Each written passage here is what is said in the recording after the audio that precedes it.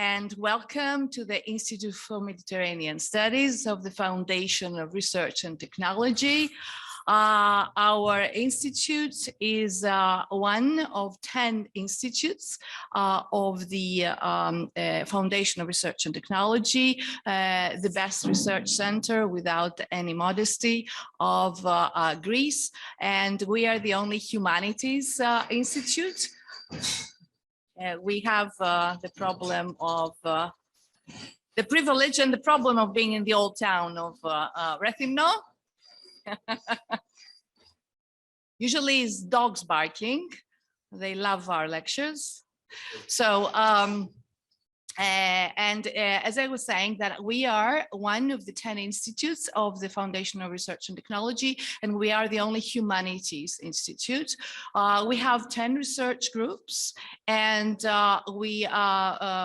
this institute started with the collaboration of technology, geophysics, and satellite navigation and environment with archaeology, and it deals with history and civilization of the Mediterranean and its links with the rest of the world.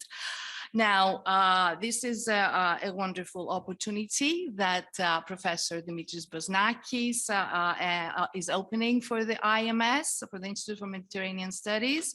And I do hope that we continue, since we find the way. We usually are very good in following the routes and continuously going and visiting and organizing more workshops and research on this area. I am very fond of Southern Italy because as a kid sono stata in Italia per 2 anni perché mio padre era ufficiale di navale e ho vissuto a Napoli. So that's very close to my heart. So the workshop is, yes, the narrative of recolonization in Southern Italy, settlers and native people. We welcome you very much. We're very happy to have you here, and big welcome to our foreign colleagues and also to our academic community of the University of Crete. It is one of the big foundations and great powers of this institute. It is the collaboration with the Department of History and Archaeology. So I do wish you all a wonderful workshop, which you will have, which unfortunately I will not able to follow because I have an electorate now at 10 o'clock. But technology gives us the opportunity to watch it later. Thank you very much and welcome. Dear colleagues, yes. Dear colleagues from Greece and from Italy, dear Professor Maria Chiara Monaco, dear Matteo, dear Fabio, if I may. As the head of the sector of archaeology and history of art, thank you, of the University of Crete, I would like to address you a warm welcome. It's a great pleasure for us to have you here in Rethymno a few days before Christmas to share with us, willing to share with us your deep knowledge about the fascinating topic, the archaeology of Magna Graecia. My department gives particular attention and support to the archaeological projects of its members. In fact, we are very proud of our excavations and surveys which are carried out not only in Crete, but also in different regions of Greece. We'll be especially happy if this workshop results in a closer collaboration between our institutions, which could also lead towards a common project in the field. With this in mind, I would like to address to all the participants a productive workshop and fruitful discussions. Καλημέρα σε όλους. Buongiorno a tutti, αγαπητοί συνάδελφοι, αγαπητοί φοιτητές, cari colleghi, cari amici italiani, welcome to Rethymno, and thank you warmly for responding to my invitation to come here and to talk to us about the results of your important research. For me personally, it was a dream. I have a dream to bring our university in contact with the world of Magna Graecia, so that in the future, there will be Greek students and researchers who will work on Magna Graecia topics. Finally, I would like to thank the director of the Institute of Mediterranean Studies, Professor Karlaftis, for her warm support of this dream of mine, as well as you, all of you, dear colleagues and students who are here with us today.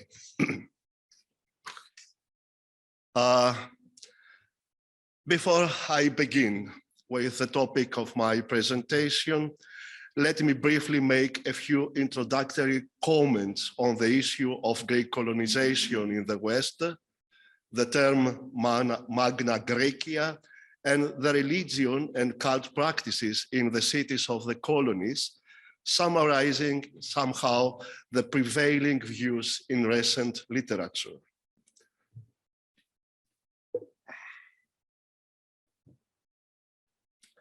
The colonization movement between 750 to 550 BC is actually a misleading term, since the Greeks were constantly moving around the Mediterranean region, and not only during the 8th and to 6th centuries. Most of the new Greek settlements began as independent political communities and not as outposts of an hegemony, nor as dependent on their metropolitan founders. The extensive movement of populations resulted in the spatial definition of Greece from the Straits of Gibraltar to the eastern edge of the Black Sea. What caused the mass movement of Greece was a combination of push and pull factors, which varied from case to case. The Etruscan metals, for which the Phoenicians, the Greek rivals in trade and colonization, were also very attracted, or the profits expected in Middle Eastern or Egyptian loading centers meant a lot to these populations. However, archaeology reveals a remarkably complex pattern of cultural exchange, particularly between Greeks and non-Greeks. Sometimes it is unclear whether an object was made by a Greek or a native craftsman. In other cases, non-Greeks adopted Greek letter forms or other Greek cultural elements without being considered less barbaric by their Greek neighbors. For some scholars, the colonization movement was caused by pressure for economic or political disaster at home, but the evidence rarely allows us to be certain about the balance of deciding factors in the case of its movement. The relevant literary sources emphasize the nostalgic bonds, the emotional, almost genetic nature of the ties between a colony and its metropolis. In purely later colonial societies, like Canada, USA, Australia, the colonial family does not easily forget its roots at home. These roots were regularly watered by religion, both through two-way participation in the common festivals of the mother city and the daughter city, and through participation in the Pan-Hellenic Greek festivals, such as the Olympic Games and the Pythia, which in the 6th century acquired a clearer definition and a more careful organization. However, any ties with metropolitan Greece did not prevent Greece from fighting among themselves. Corinth and Corfu were the first pair to come into conflict within just 2 generations of the latter's founding. Also, nothing prevented Greeks from hiring non-Greeks against their fellow Greeks. As an unpleasant case was Sicily, where Greek colonists found themselves forced to fight not only among themselves, but also against indigenous Sicilians and with Phoenician colonies from Carthago, which showed an alarming tendency to get involved militarily on the island in defense of its commercial interests. To sum it up, research today understands the colonization movement as a mass opportunism for a better fortune in a special context where mobility has always been observed, but by about 500 BC, the second enlarged colonial world has acquired the foundations of a genuine sense of Greek identity. The most widespread image of the Greek presence in the West is directly linked to the expression Megali Hellas, in Latin Graecia Magna, also Graecia Major, of which the origin and meaning is not always sufficiently known. Two are the central questions. When was the expression Megali Hellas created? And how long was it of significant importance? The term Megali Hellas was used in antiquity to designate the Greek cities on the coast of southern Italy as a whole, but the origin of this designation is not certain, as well as the territory included in it. The name Magna Graecia has been attested perhaps since the second half of the 4th century BC, and with more certainty since the 2nd century, to designate the complex of Greek colonies in southern peninsular Italy. The name appears for the first time in Polybius, but it is probable that historians of the 4th century, such as Timaeus, had already used it before him. It was already at that time connected with Pythagoras and the Pythagorean Synedria, first that of Croton, roughly between 520 to 460 BC, marked for most of them such a splendor of material and spiritual flourishing. Therefore, we must assume that this expression was invented at the end of the 6th or beginning of the 5th century in the territory of the Achaean cities of southern Italy, for Metapont to Croton, and then having fallen into disuse in the second part of the 5th century.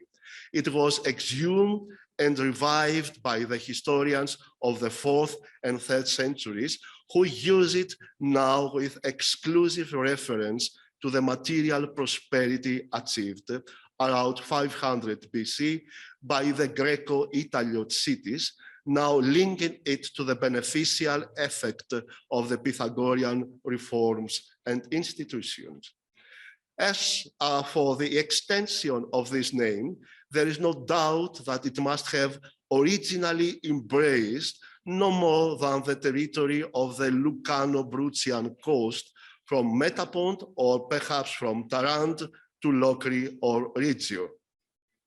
Having returned to use in writers in the 4th and 3rd centuries, its limits had to be extended to correspond with those of the Italiot League, dominated at the time by the Pythagorean Tarant, until the authors of the Roman era, such as Livy and perhaps Strabo, extended to include Sicily. It is important to underline that in Cicero's time, there is a clear knowledge that Magna Graecia was an experience of the past that ended centuries ago, but which superiority is still alive in the collective memory. but the expanded version did not catch on, and the expression Magna Graecia remained in regular use thereafter, as by the geographer Claudius Ptolemaeus, to denote the Greek cities of the southern coast of Italy, from Cumae to Tarant. To put together again the various hypotheses about the origin of the name Megali Hellas, either the term could be explained by the prosperity of the region at the time of the Pythagoreans, 6th to 5th centuries BC, or it would have been given by the Achaean colonists to the settlement region as opposed to the camp homeland. Or it would have arisen in the metropolises of the Hellenic East, like Miletus and Samos, linked by lively relations with the cities of southern Italy. The religious and cultic activity of the Greeks in the West is a section of particular interest. Do the cults and sanctuaries of the colonists express the traditional values of the place of origin, or are they characterized by innovations, influences, and conscious adaptations to the new environment? Do the ways of perceiving religion remain Greek, or do they gradually change to Italiotic ones? The issues that have emerged in research to date concern, first, the issue of identical cult practices and nostalgic bonds with the metropolis. That means the exact transfer and copying of the local pantheon and cults from the colonists' metropolises.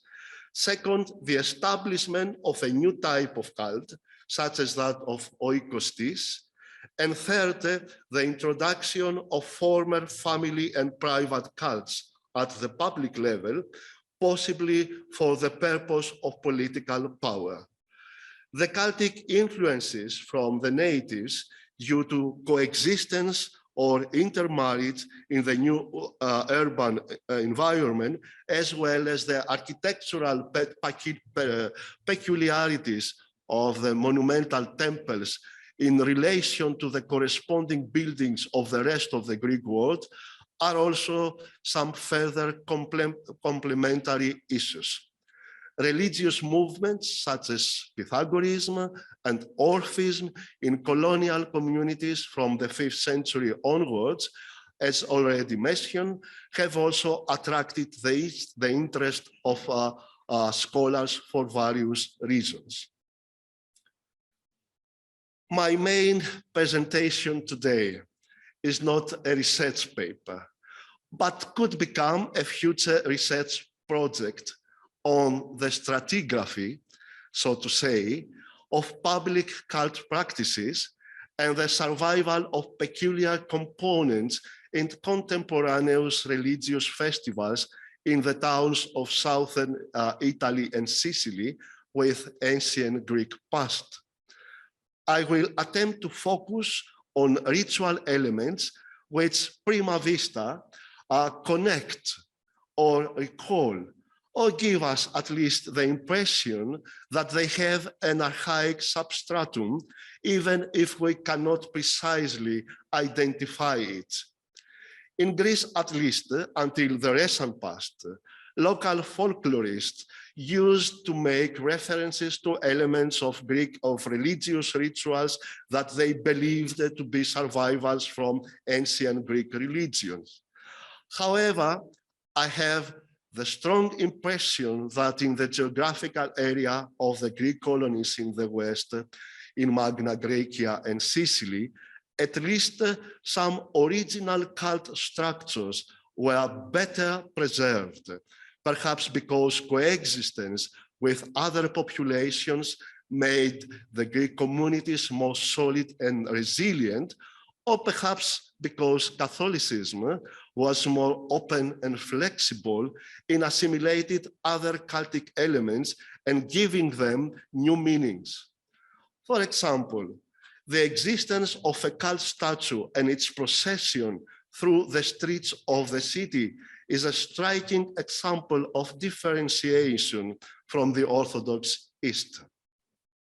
More generally, I would argue that what I recognize as an archaic substratum is more genuine and powerful today in South Italy and enjoys, even without clear reference to its origin, an impressive visibility. But on this subject, much systematic research remains to be done, of course.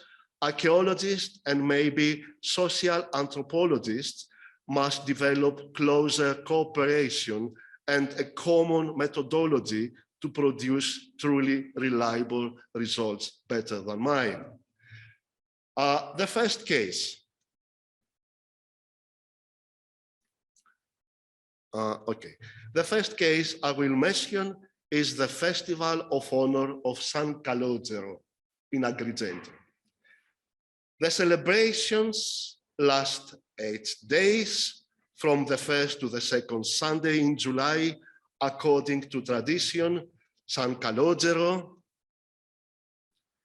is a black santo, a black saint, who arrived in Sicily to spread the Christian faith while caring for the poor and sick.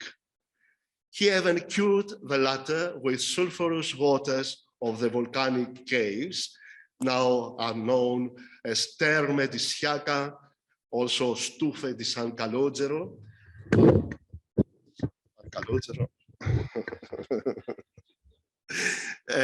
He later retired to these caves and lived as an hermit.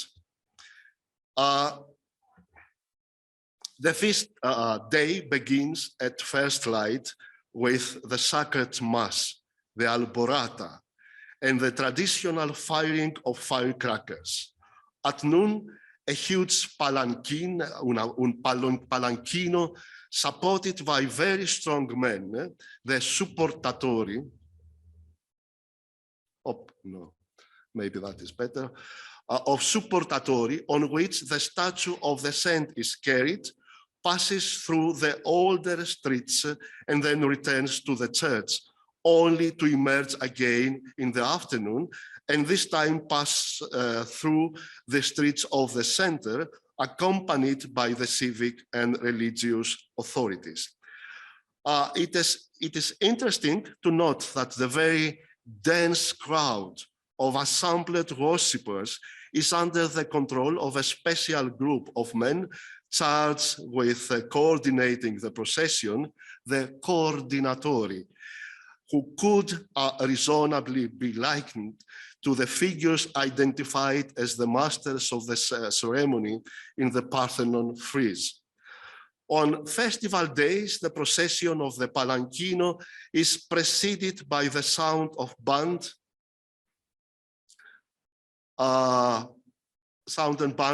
with thunderous drums that circulates through the streets among the stalls displaying local products. After the fireworks display, a mascata di San Calò and the torchlight procession, the statue of the saint returns to the sanctuary. This is the general picture of the performance, but two interesting elements I think deserve special attention and comment. One is when the inhabitants of Agrigento, as the statue of the miraculous saint passes through the streets, throw small loaves of bread with sesame and fennel seeds. The explanation given by the locals is that, according to tradition, during a period of plague, the saint went to the village to provide bread for the poor, but the people locked in their homes for fear of contamination threw the bread out of the windows, and this is the episode commemorated in the ceremony. The second element is the stops of this statues procession in the streets where human pyramids are formed on the stretcher with the statue in order to facilitate some believers in an outburst of physical adoration to kiss the saint passionately on the face. This passionate, and let me to say wet kisses, I will explain the word wet, kisses are unprecedented for a foreign visitor, oft lead to an even more extreme manifestation of devotion. The devotees wipe the saliva from the kisses on the saint's face with their own scarf and then tie it around their necks as an amulet and blessing.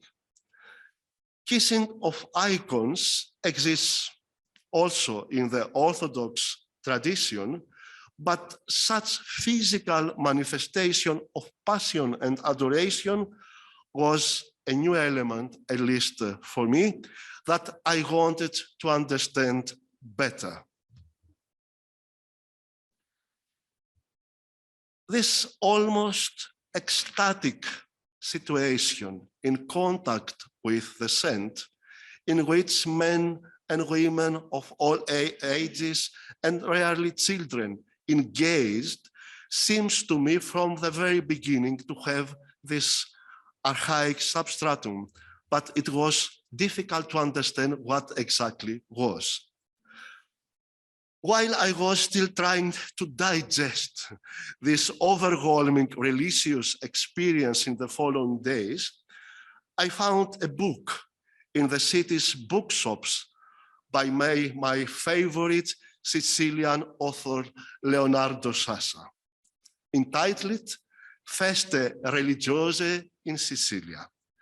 And then I read a passage that gave me a first answer to what exactly happens with religious festivals in Sicily. You can read this in English, I read this in Italian. Ma una festa religiosa. Che cosa è una festa religiosa? È innanzitutto una esplosione esistenziale, poiché è soltanto nella festa che il siciliano esce dalla sua condizione di uomo solo. Of this existential explosion, I was absolutely convinced. I have lived it, but something was missing for these passionate kisses. About 2 years passed when I read the following passage by Cicero about the Agrigentini. And then my question was finally answered. There is a temple of Hercules in Agrigentum, not far from the Forum, considered very holy and greatly reverenced among the citizens. In it, there is a brazen image of Hercules himself, that which I cannot easily tell where I have seen anything finer, though I'm not very much of a judge of those matters, though I have seen plenty of specimens, so greatly venerated among them or judges that his mouth and his chin are a little worn away, because men, in addressing their prayers and congratulations to him, are accustomed not only to worship the statue, but even to kiss it. Therefore, the strong kisses of adoration in San Calogero are obviously for a deeper pre-Christian religious layer. The ritual performance di Santa Rosalia Uffistinu, as the Palermitani call it, is the second case study, a religious ceremony that takes place at about the same time as the previous one, in mid-July, in a magnificent setting in the most beautiful places of the Sicilian capital. And this Santa is also particularly popular to the people of Palermo because of her role in the eradication of the plague epidemic. This is the constant again. Rosalia Sinibaldi, who lived in the 12th century, spent her short time as a hermit on Mount Pellegrino, close to Palermo, to avoid the marriage her noble family wanted for her.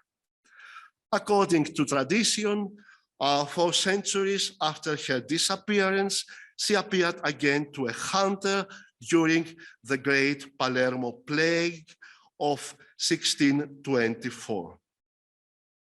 Then, thanks to her remains coming to light and being carried through the polluted streets of Palermo, miraculously, the disease began to subside.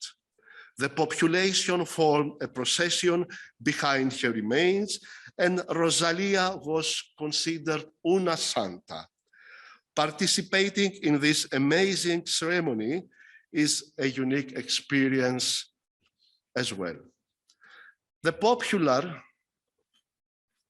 procession starts from the cathedral on the night of July 14th to the Foro Italico via Casaro. This is Palermo downtown. Its route is full of references to suffering and culminates in a joyful celebration of life with fireworks. The spectacular procession is led, as expected, by the Archbishop and the Mayor of Palermo, who lead the large crowd that admittedly includes the entire city.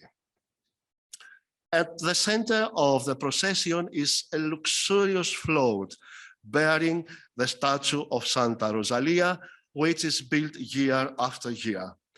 It is a veritable traveling stage, 10 meters high and almost equal in length, carried by oxen. In the 17th century accounts even mention elephants, and richly decorated with red roses, as well as angels, cherubs, and tritons of pure gold and Baroque colors. Events take place throughout the city: dances, I famosi balli, daring choreography, and light shows. On July 15th, the relics of the Santa are carried in procession in a silver urn, and masses are held in her honor. The urn is then returned to the cathedral and blessed by the Archbishop of Palermo. There is no doubt that Ufistino di Santa Rosalia is a rare combination of sacred mystery elements. It is a celebration of the victory of life over death. At the same time, it is celebration of collective identity. Just the cry, "Viva Palermo, e viva Santa Rosalia," in the end of the ceremony is very indicative. But there is a deeper stratigraphy in this festival as well. 2 elements stand out in the ceremony of Santa Rosalia di Palermo: the ship and the red roses. The procession of the cult statue on a ship automatically recalls Isidis Navigium, τα Πλειαφέσια, the launching of the ship Isis. This was the great festival of sailors, which was celebrated in honor of the very popular in the Hellenistic and Roman world Egyptian Isis, and during which there was a virtual navigation, a procession including Isiac priests and devotees carrying a model ship from the local Isis temple to the sea or to a nearby river. The ship was accompanied by a procession of the statue of the goddess. It is attested that in the Roman Empire, it was still celebrated in Italy at least until the year 416. In the Roman Empire, Rosalia or Rosaria was a festival of roses celebrated on various dates, mainly in May, but scattered until mid-July. The celebration is sometimes called Rosatio, adornment with roses, or Dies Rosationis. As a ritual of commemoration of the dead, Rosatio developed for the custom of placing flowers at burial sites, but it was one of the popular private religious practices by which Romans cared for their dead, reflecting the value they placed on family lineage and tradition, the mos maiorum, the way of the ancestors. As the religious expression, a rosatio could also be offered to the cult statue of a deity. The rose celebrations of private associations are documented by at least 41 inscriptions in Latin and 16 in Greek. One has been found also in Kos, where the celebration is called in Greek rodismos. This is the Greek interpretation. Once again, the Hellenistic and Roman layers can hardly be overlooked for La Festa di Santa Rosalia. The third case study is the festival of Madonna di Capo Colona. In Croton, where Pythagoras' philosophical school was once based, something extraordinary seems to survive. Every year from April 13 to 31 May, culminating in the last week, a religious ceremony of great importance for the area takes place. A very large image of the nursing Madonna, large even by Byzantine standards. It's a huge image, actually, as you can see in the picture, kept in the Croton Cathedral, is carried in an impressive procession about 13 kilometers from Croton to the Madonna di Capo Colona. On the Cape, which is in a beautiful location overlooking the Gulf of Taranto, in ancient times, the famous temple of Hera Lakinia, the protective goddess of women during childbirth, was built in a grove. Since the materials from this temple were used for the construction of the Cathedral of Croton, and since a terrible earthquake struck his area in 1638, only one column from the Temple of Hera survives today, and therefore the place is known as Capo Colona. The more recent tradition says that the image of the nursing Madonna attributed to Apostle Luca was brought to Italy by Dionysius Areopagitis, the Greek disciple of Paul, who became the first bishop and patron saint of Croton. The image, however, is dated to my knowledge without consensus from the 7th to the 14th century, and its original location was in the church at Capo Colona, but it was later transformed to the Croton Cathedral, and today a copy occupies its place in Capo Colona. Once a year, La Madonna returns to visit the Cape. On the first day of May, the icon is lowered from the central high altar of the cathedral and placed in the nave. This makes La Madonna accessible to the very small children who respond by crowding around the icon to kiss her. On the third Saturday of the month, a large crowd of devotees follow La Madonna in a much larger procession from the cathedral to Cape Colonna. Starting around 1 p.m. in the night, they walk, many barefoot, and arrive at Capo Colonna around 6:30 p.m. They spend the night with La Madonna and the local bishop in a cemetery.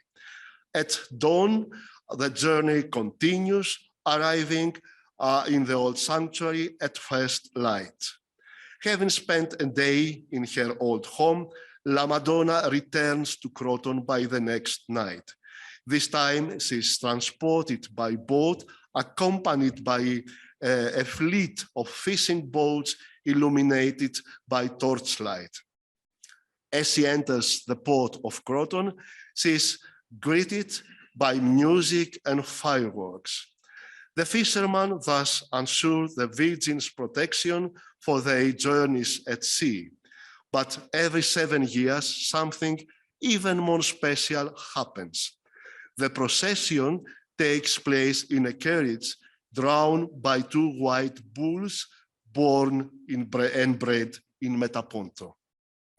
The offering from Metaponto to Madonna perhaps indicates, in my opinion, an ancient customs, which ritually linked Crotone and Metaponto, while the kind of animals most probably refers to the oldest goddess of the sacred place, Hera Lacinia, as the sacrificial offerings of that kind of animals, oxen and bulls, in her honor are well attested in antiquity. Concluding my presentation, I would like to point out that what moves me personally, even today, in the beautiful cities of Magna Graecia, in the narrow or broad sense of the term, are the religious festivals. I think they have an interesting stratigraphy, and regardless whether the soils are sometimes disturbed, whether the stratum is Greek or Roman, there are still visible, valuable survivals of the past that could, after hard study, greatly enrich our archaeological knowledge, both on the question of mobility, identities, and belonging. It may be a commonplace, but it is always worth bearing in mind that religious ceremonies, ritual performances in public space offer to the participants an important shared experience, a strong sense of belonging, a common identity. In support of what I'm saying, or I'm trying to say, I will cite an important passage from the 4th century BC by Aristoxenos of Tarent, as well as the reception of this information by the genius poet Kavafi, the Alexandrian poet of liquid times and liquid identities. Athenaeus of Nafpratis, in the Dipnosophiste, the Sophists at dinner, referring to the art of the music, he points out that people to his day have forgotten how perfect the performances of work was in the past, and now approve even of those musicians who are obviously untalented. In order to support his view, he even resorts to something Aristoxenos had written in his own work, Mixed Sympotica. We act similarly to the people of Posidonia who live in the Tyrrhenian Gulf, to whom happened that while they are originally Greeks, they were in the end completely barbarized and became Tyrrhenian or Roman and changed their language and all their customs. But one Greek festival they still keep to this day, in which they gather and reminisce about their ancient names and traditions and mourn their loss to one another, and then having wept over them, they go away. And the Kavafi's poem is, I read it in Greek, but you can see the English translation in the PowerPoint. Τη γλώσσα την ελληνική υποσιδωνιάτε εξέχασαν τόσους αιώνας ανακατευμένοι με Τυρινούς και με Λατίνους και άλλους ξένους, και το μόνο που τους έμεινε προγονικό ήταν μια ελληνική γιορτή, με τελετές ωραίες, με λύρες και με αυλούς, με αγώνας και στεφάνους, και είχαν συνήθειο προς το τέλος της γιορτής τα παλιά τους έθιμα να διηγούνται και τα ελληνικά ονόματα να ξαναλένε, που μόλις πια τα καταλάμβαναν ολίγοι. Και πάντα μελαγχολικά τελείωνε η γιορτή τους, γιατί θυμόταν που ήταν και αυτοί Έλληνες, Ιταλιώτε έναν καιρό κι αυτοί. Και τώρα πώς εξέπεσαν, πώς έγιναν να ζουν και να ομιλούν βαρβαρικά, βγαλμένοι ως συμφορά από τον ελληνισμό. It is easy to understand from the above quotes that tremendous cultural changes could take place in a community. Yet in rituals, a core of memory and collective identity can still remain strong, even more so when a community evolves in a foreign environment. Thank you very much. Ευχαριστώ πάρα πολύ στους συναδέλφους και στους φίλους, Δημήτρης Μποσνάκης και όλους τους συναδέλφους από το Πανεπιστήμιο της Ρετίμνου και το Ινστιτούτο του Μεσαιγαίου για αυτή την πρόσκληση. Είναι μια χαρά για μένα να είμαι με φίλους και να μιλήσω για τις έρευνες που κάνω στην Κίμη. Και πριν να μιλήσουμε λίγο από τις Πietekuse, δηλαδή αυτό τέλει είναι τα δύο sites πάνε μαζί. Δυστυχώς δεν μπορώ να μιλήσω ελληνικά, αλλά θα μιλήσω αγγλικά. Ελπίζω να είναι εύκολο για σας. So, we will start our presentation with the Pietekuse, which may be considered still the earliest Greek apikeia foundation in the West. So we are, of course, in northern Campania, and Pietekuse and Cume are the northernmost Greek foundation in Italy and in the Tyrrhenian Sea. I would like to start with this slide because in the slide you see the Acropolis of Cume, and in front of you the site of Pietekuse, because this is very important in order to understand that the inscription can give a better idea on how those both foundations might have related. It is clear that they must have been made in some way related each the other one. So very few hours by ship links Pietekuse and Cume. And also there is another important aspect that you see on the slide, that both sites control an important channel on the routes on the Tyrrhenian Sea. So it was a sort of a frontier, since the ships, the ancient ships were making closer to the coast trips. And so this is very important. Also with reference to the fact that this small island, which is Vivara, was interested in the Mycenaean times to a strong Mycenaean presence on the site. This was a native village in the Middle Bronze Age, but it was interested by a strong presence of Mycenaeans. So perhaps, even though there is no continuity from archaeology, perhaps some memories of these roots in Campania had been kept until the early Iron Age. Here you can see a photograph which gives you a better view of this aspect. So this is the Acropolis of Cume, and this is Pietekuse, and so this is the channel of Procida and Vivara. So this was the frontier, the sea frontier controlled by the two sides.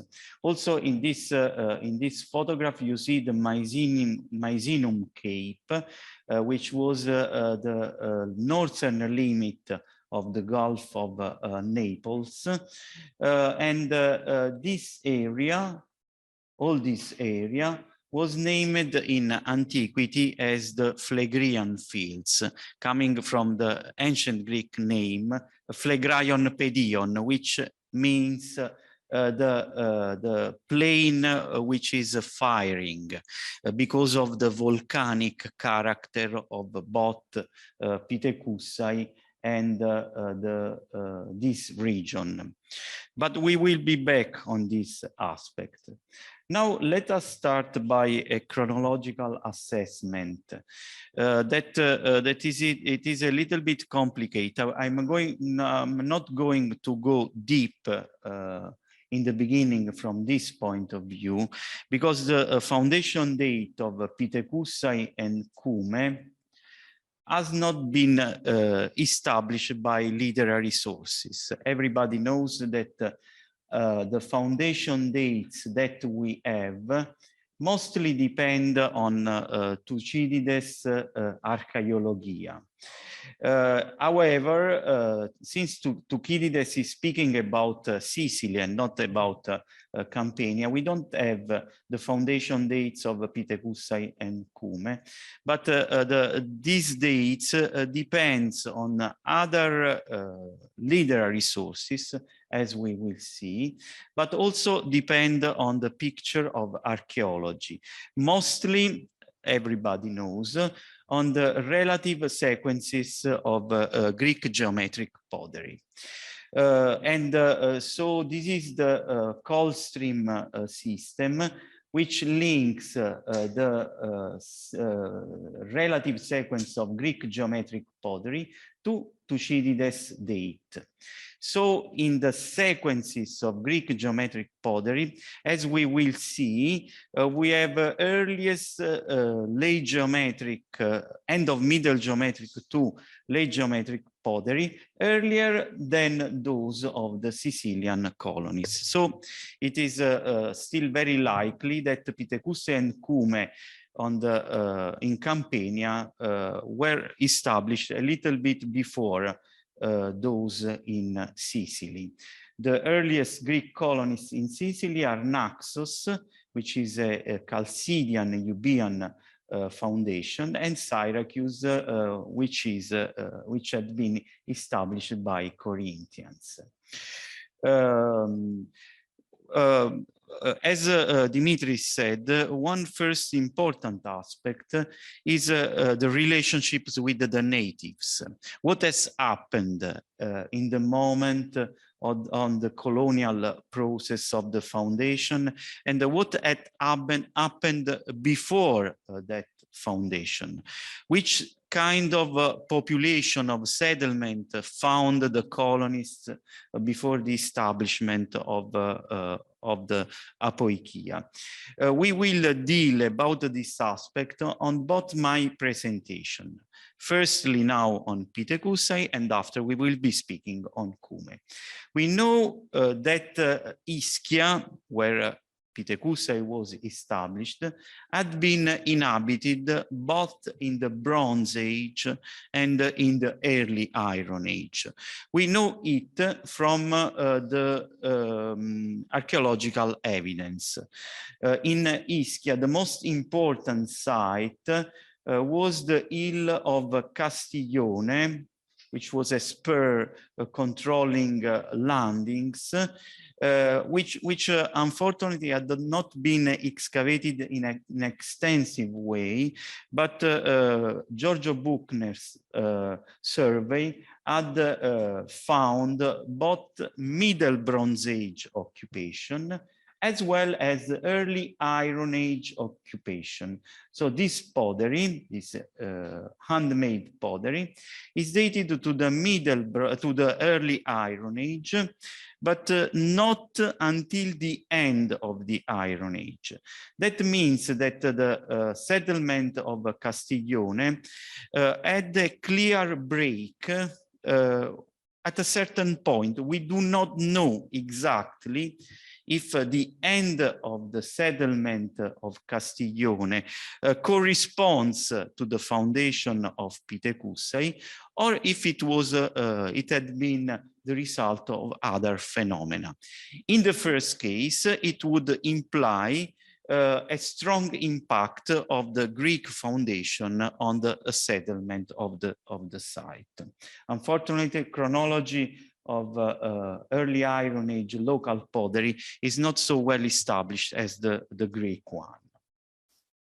Of course, we all know that the archaeology of Pietekuse mostly depend on the field activity by Giorgio Buchner since 1952, who has excavated and published the Necropolis. We will be back on the Necropolis, but also has been working on evidence from the Acropolis, from the slopes of the Acropolis and the metallurgical quarter. This was the situation of the area of the Necropolis when Giorgio Buchner had started his works. Unfortunately, now the situation is much worse, since this area has been occupied by a lot of buildings. And this is the Acropolis hill. So this is the San Montano plain. Let us start about what do literary sources say about Pietekuse. As we will see, the situation of Pietekuse is totally different as compared to Cume. In Cume, we have several ancient authors dealing about the foundation. And as we will see, we have a different kind of traditions. So in that case, we will have to deal with different so-called cultural memories of foundation. In the case of Pietekuse, with the reference to the foundation, our main source, the only one, is Strabo. Strabo saying that Pietekuse was founded by Chalcidians and Eretrians. So by both main cities in Euboea. So this is the first point. The second point is that the settlement prospered because of two aspects.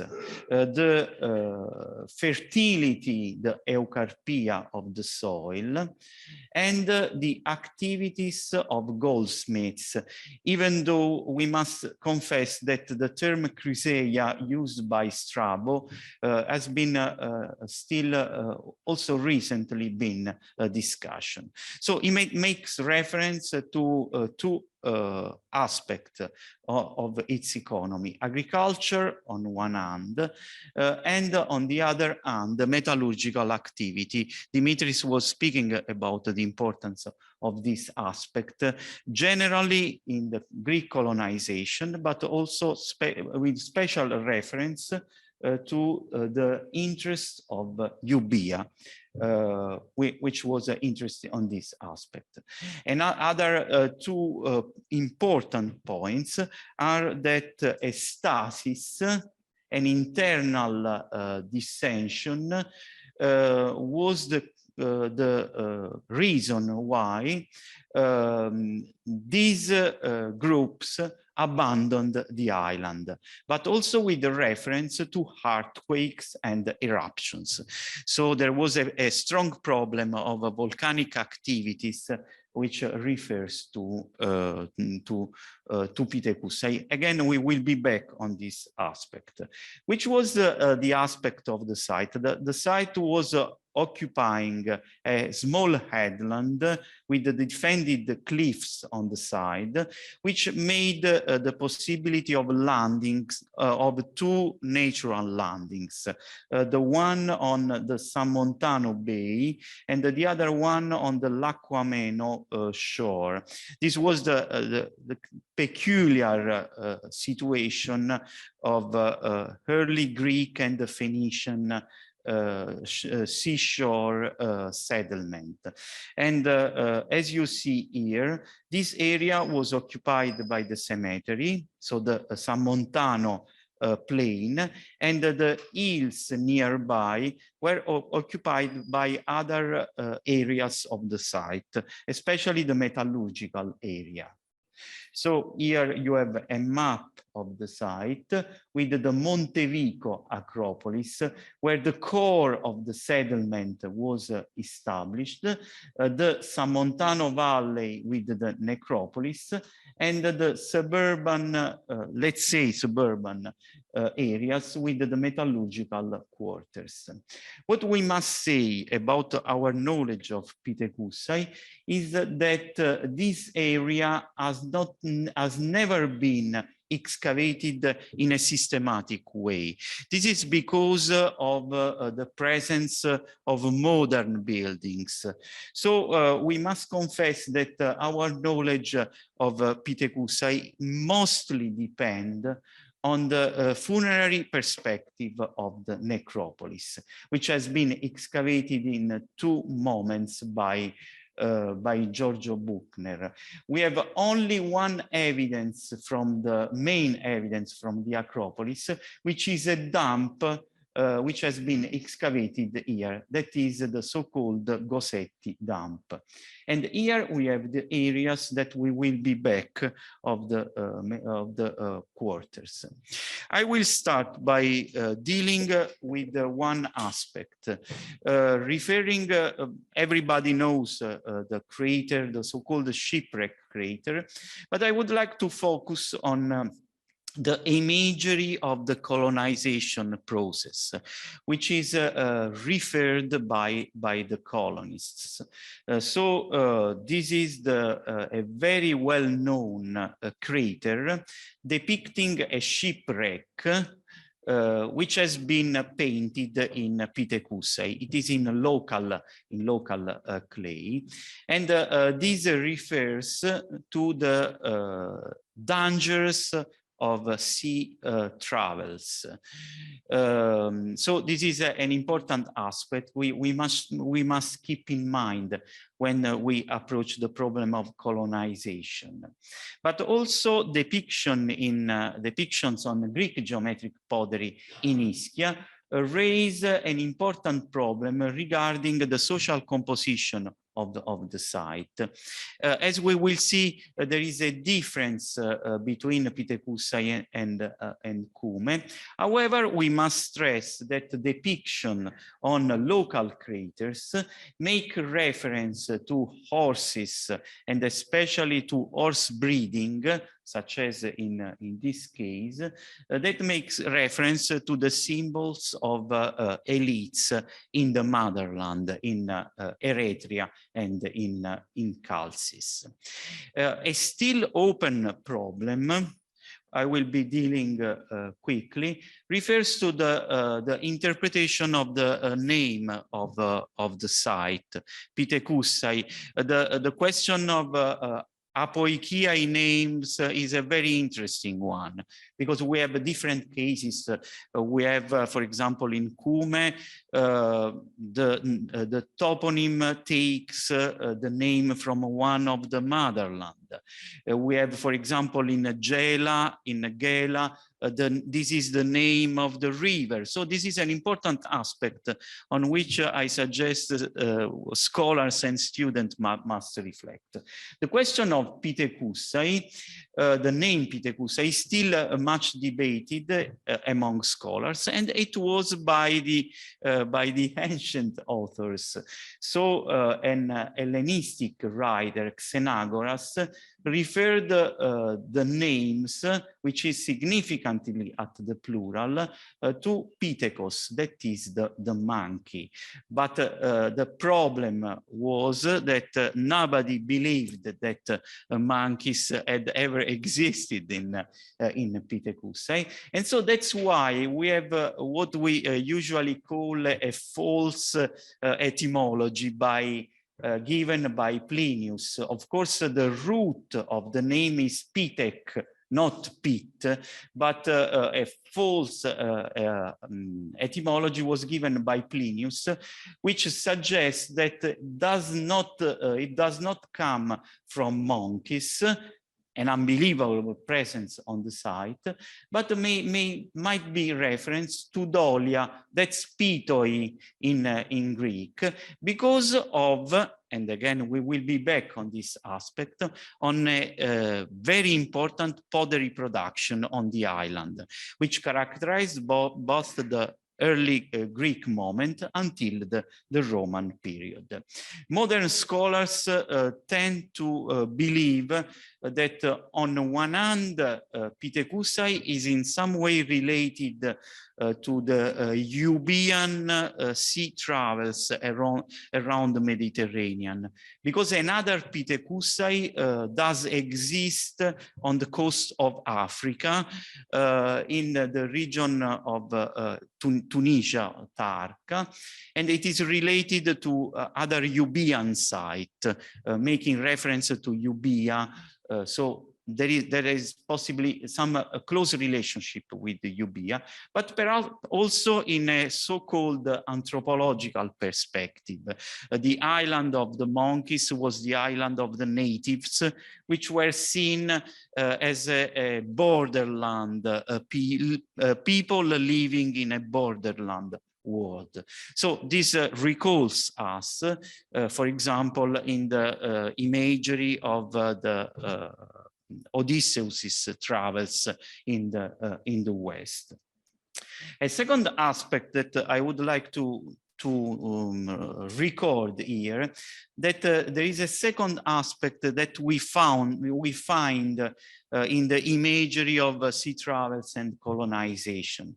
It is that we must always remember. It is the knowledge of roots, sea roots.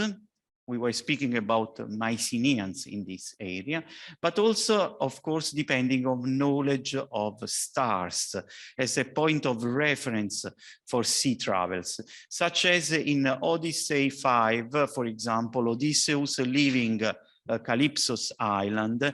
He is looking to the stars as a point of reference, and one of these reference is the constellation of Bootes, a constellation which is perhaps, according to Huxley and Coldstream, which is inscribed in a local crater which has been found under the Santa Restituta area. According to Huxley, this constellation must be identified with the Bootes because the B is substituting one star.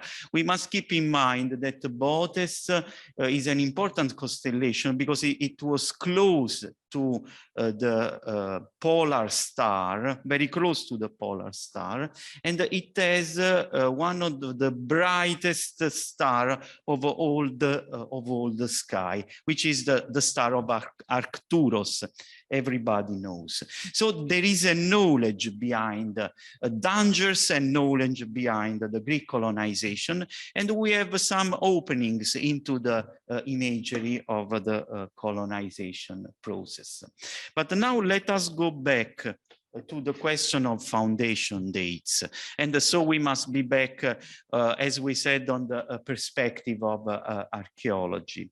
Perhaps Pietekuse had been established around 760 BC, according to traditional so-called Orthodox chronology, because our earliest materials are end of Middle Geometric II materials. So they are the chevron schiphoi, which comes from the Gosetti dump. Especially important is this one. It is a Corinthian one. So this means that the chronology is much safer than the case of the chevron from Euboean or Euboeanizing production.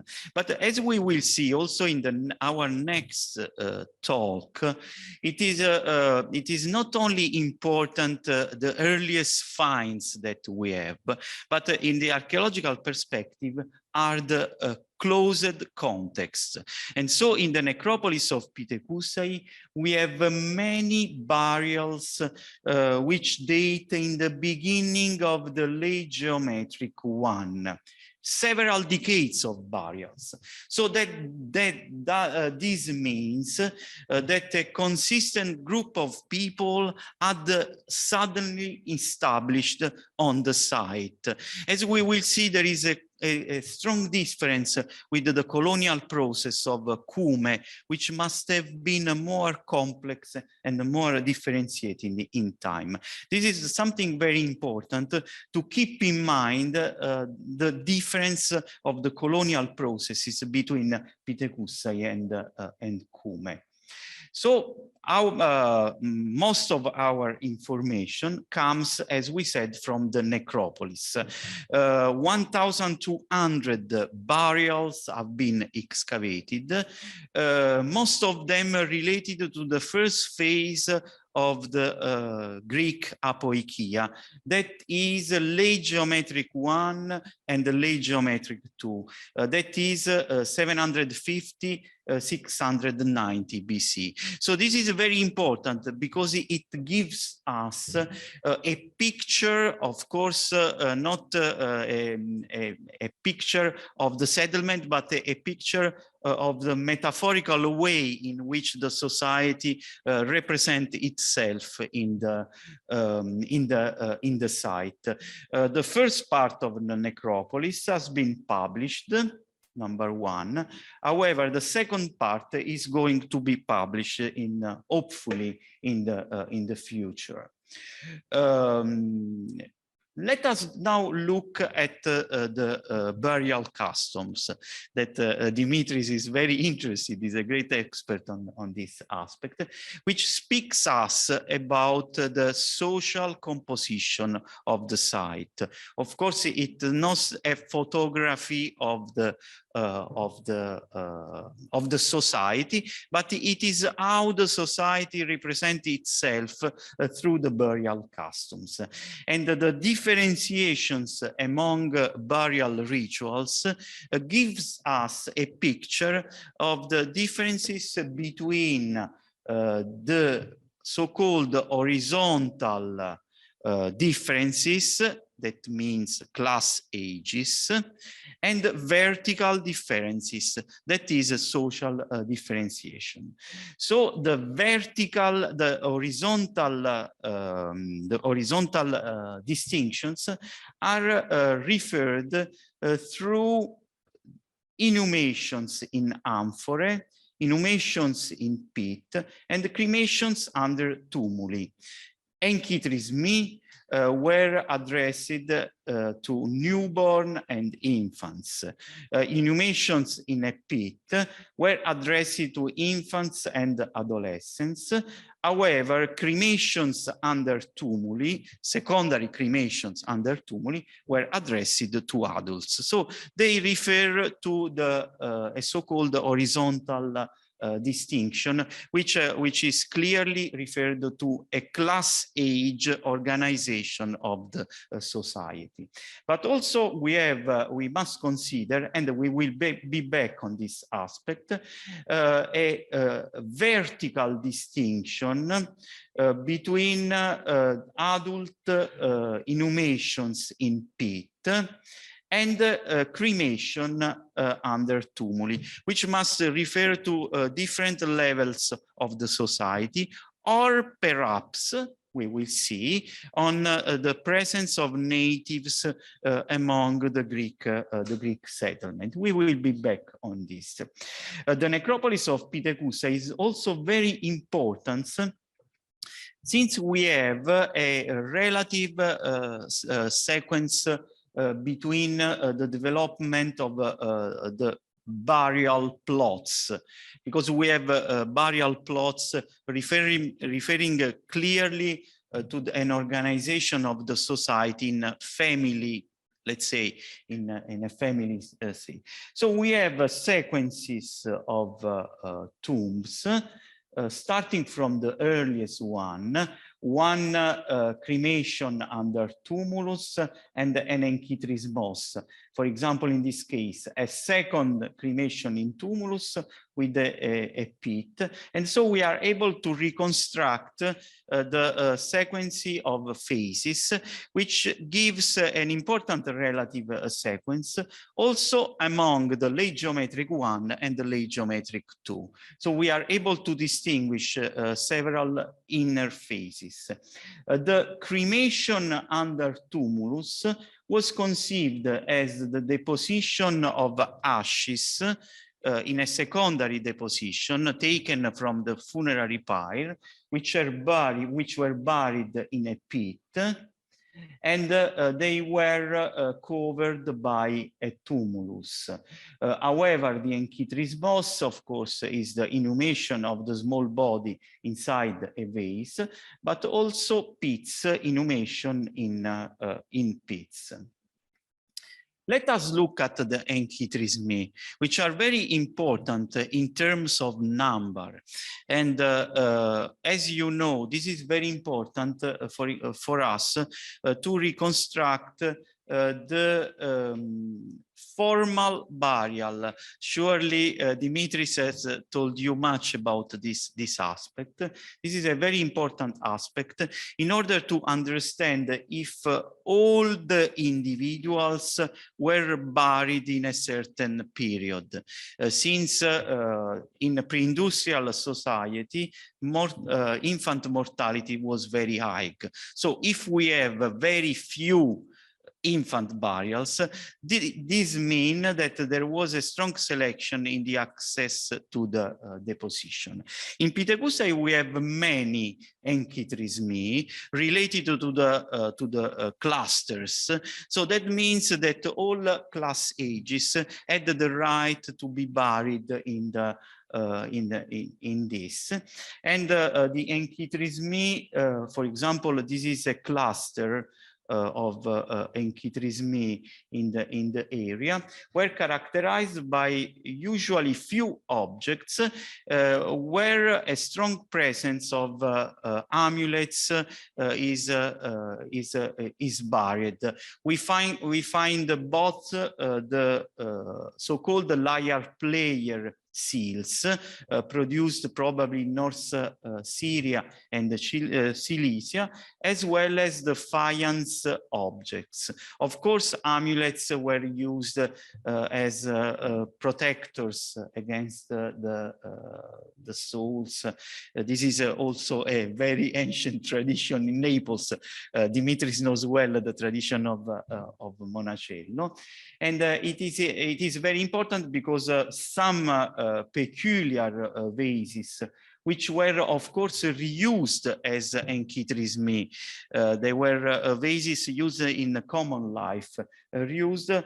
Some of them have depictions such as this depiction of the late 8th century of a lion with a goat head on his head, which has been labeled by Bruno D'Agostino as the lion dreaming the prey, because it is a sort of aspect. It is very interesting because this is the depiction of what you can define as the North Syrian type of lion. But we also find italic vases which were used in the as enkitrismi. This is a Donian vase. This vase comes from Basilicata or Calabria or Puglia, and that shows us to introduction of native people into the settlement. We will be dealing soon about this aspect. What about the elites of Pietekuse. This is a very important aspect that we will find also with the reference to Cume. In all these burials, many burials, we do not have the so-called warrior graves. I don't go deeper on this aspect, but however, these warrior graves we have in Cume. So the question is whether this difference between Pietekuse and Cume shows a difference in social composition of those settlements, or it depends on the chance finds. For what concerns, we will be back in Cume about this aspect. We have only, until the moment, only 2 peculiar graves with weapons, but they cannot be considered as the so-called warrior graves. The first one is an infant tomb, so not a tomb of an adult, not a cremation, but a pit burial, which has 2 spare heads, which had been cut ritually at on their land. And also this includes a depiction of a horse which recalls the horsemanship that we were speaking about that. So it was not a so-called warrior, but perhaps some infant who had died, in whose perspective there would be the elite pertinence. But the other more peculiar one, and Dimitris knows it very well, it's an inhumation, not a cremation, inhumation of a man of around 40 years old, so an adult man, which had iron fetters at his feet. And only 2 objects were buried with this inhumation. It is an italic type of knife in iron, which finds parallel mostly in the Adriatic area, and also a small scarab. So what is the interpretation of this burial? It must have been a native person, a native or an Italic person, who was in prison at the moment of his burial. But since he was afforded a formal burial, he must have been given respect. And we know now a quite similar situation in the Phaleron graves, which it is this group of graves, perhaps related to the Cylon revolt in Athens. Some of them were found with iron fetters at the feet. No traces of killings are evident on the body, so we do not know if this man was killed or only died in prison. But this gives us a reference to perhaps a violent situation related between the Greek colonies and the natives or the Italic people. Of course, everybody knows, we will be back on this question of natives, but of course everybody knows one of the most inscribed, most known inscribed vase of all Greece. This is the Nestor's cup. Which is now, I will not discuss the importance of Nestor's cup. I only make reference to some news that have come out from most recent bibliography. Just to recall that the inscription is a metric inscription. At least the 2nd and the 3rd line are good hexameters. And I just recall that there is a discussion about the name. Was he the Homeric hero, as most people believe, or this was the name of a common name of Nestor? This is still debated. However, most people believe in the correspondence on the Nestor hero. And so the importance, as you know, of this inscription is not only that we have come into the era of epic writing, but also that it makes reference to a specific passage of the 11th book of the Iliad. But from the point of view of Nestor's Cup, we have two important news from a most recent bibliography. The first one refers to the production place of the vase, because in ancient bibliography, you find that the vase itself had been produced on roads. So we would have a Rhodian vase in this tomb. However, most recent works on from myself and other German colleagues show that the vase had been produced in North Ionia, so in the area of the Clazomenai Peninsula. And we must say that this is this is in some way important in the interpretation of the vase, because of course the script is a Euboean script, so it is a Euboean who wrote the inscription, but the provenance of the vase must have something to do with an area which is more related to the region of Homeric, let's say, world, since there is a strong tradition relating to North Ionia, Smyrne area to Homer.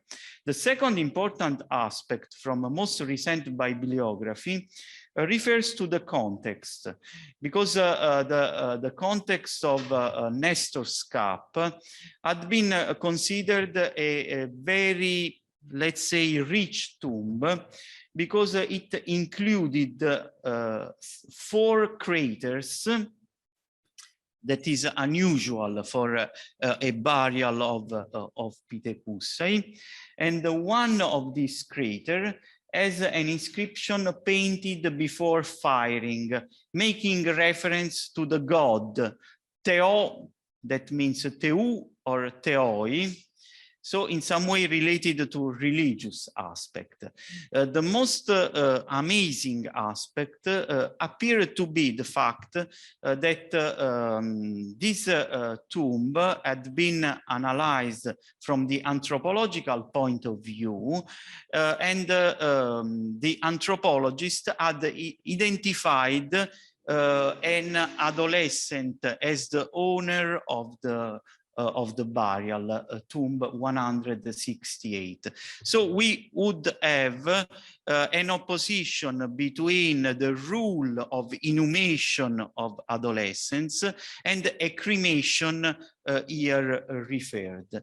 So this was considered as mirrored by a special position of this of the dead. In fact, in a very recent article which has appeared on PLOS ONE, Teresa 54 and Bruno D'Agostino and the anthropologists have shown that this burial is in fact a mixed burial. So it includes several bones referred to several individuals. And so, in fact, we are unable to identify the identity of the last owner of Nestor's Cup. And so we do not know if he was an adult or the age or whoever was he. At least one thing remain in our knowledge of the context is that all these vases refers to late geometric 2, to different moments of late geometric 2. So we can continue to consider the date of the Nestor's Cup around 720, 710 BC as a reliable aspect.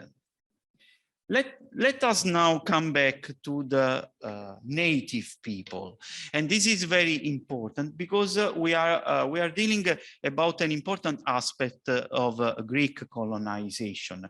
As you probably know, this has been an aspect which has been much disputed, mostly among Anglo-Saxon scholars, the so-called post-colonial archaeology.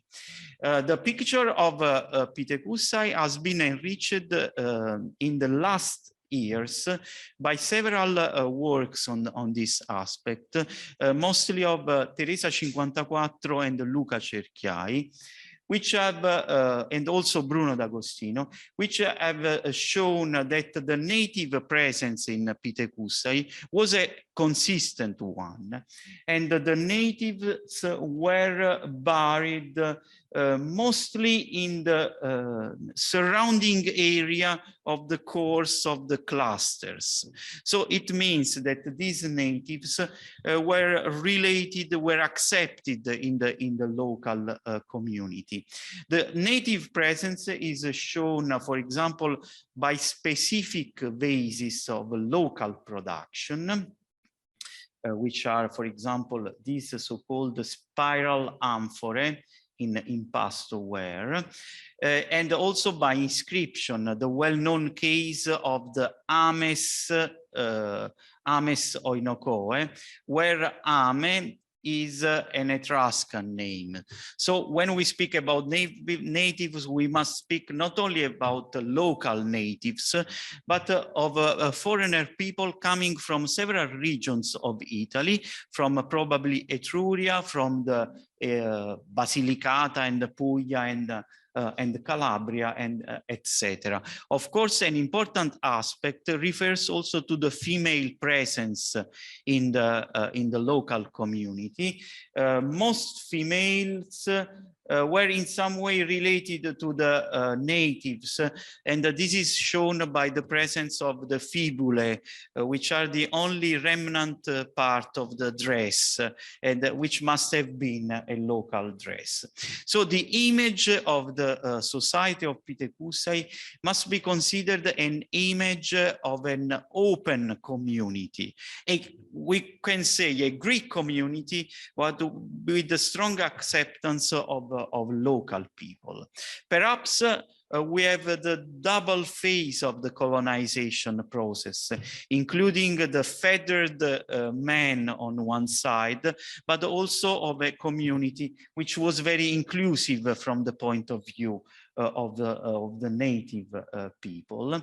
And this is shown, for example, by the well-known so-called carpenter's tomb, which had been published by already by Ridgway. This was an inhumation of an adult, again showing the difference between the burial ritual as in contrast with the cremation of adults in the Greek manner, and it included a set of iron tools of a so-called carpenter's activity, which finds parallels in deposition in Basilicata, for example. Of course, we must consider that this native presence, which was not only a female presence, this is important, but also a man presence, must have given some importance to these native people if they were accorded the formal burial permit, and also an aspect which was an aspect of, let's say, high social level. But this is interesting. Perhaps our colleagues, we will be speaking about that. Another important point is the Eastern relationships. Everybody knows that Pietekuse was through the Euboeans and the Phoenicians a point where Near Eastern objects, Levantine objects, had arrived on the site. We were speaking about the seals of the Lyre Pele group and the scarabs, but also quite important burials, such as the so-called tomb of Bocchoris, which includes a scarab with the cartouche of Bocchoris, which is dated, whose date is given by Egyptian sources. And this is important because it is a point of reference for the chronology of the late geometric 2. This set of vases is late geometric 2.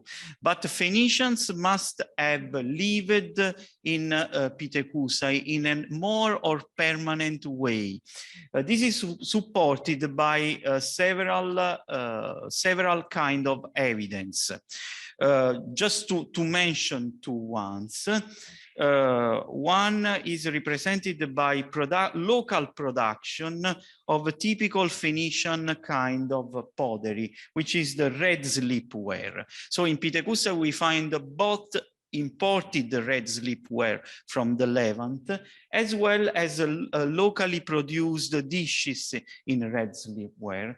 But of course, most important evidence comes from the Semitic inscription in the site, which had been published by Buchner and Garbini in an ancient article. Of a special importance to show a permanent presence of Phoenician on the site is this amphora, which is a Greek and probably East Greek amphora. So the amphora was produced in East Greece. It has been used, managed by Greek traders. This is shown by the presence of numerals making a reference to the content of the amphora traded by Greeks, but at a certain moment it was passed on Phoenician Levantine hands, as it is shown by this inscription, which means in Phoenician the double. That means the double of some measure elements. And according to Garbini, an important final element is represented by this graffito, perhaps a sort of magic graffito, which might be referred to the last use of the amphora, so the reuse of the amphora as an enkitrismos. When the body of an infant was put inside this amphora, it was a Phoenician who had buried it. So an infant had born, a Phoenician infant had born in the site of Pietekuse. And this is important because this gives a strong link between the experience of Pietekuse and the so-called pre-colonial experience when Euboeans and Phoenicians were going together. Dimitris was making reference before about this close cooperation between Euboeans and Phoenician along the sea routes. I will take only some other time. Of course, metallurgical aspect is a very important one, and it has been shown by the excavation on the so-called suburban areas here, and which is only in part published. This includes a situation which is close to the Oropos one, including both one house, perhaps the house of the craftsmen, and the other buildings which were workshop areas, including evident traces of kilns, metallurgical kilns, and activities. So in the area were found metallurgical wastes from both iron and the bronze activity. Again, an aspect which is shared with the case of Oropos, where these kind of activities were not separated, but where they were produced in the same workshop. And also, for example, a local kind of fibula in bronze, which was misfired. So this is interesting because it shows the local production of fibulae of italic type in this workshop. There is a question regarding the provenance of metals. One mineral from iron, from hematite, has been found in the Gossetti dump, and it has been analyzed. It comes from the Elba region, so showing the same kind of relationships that we were speaking before. And also an important find, everybody knows it, is the local crater, which shows a signature of a potter, Inos Mepoiese, which has been painted before firing. That means that the potter was working on the site.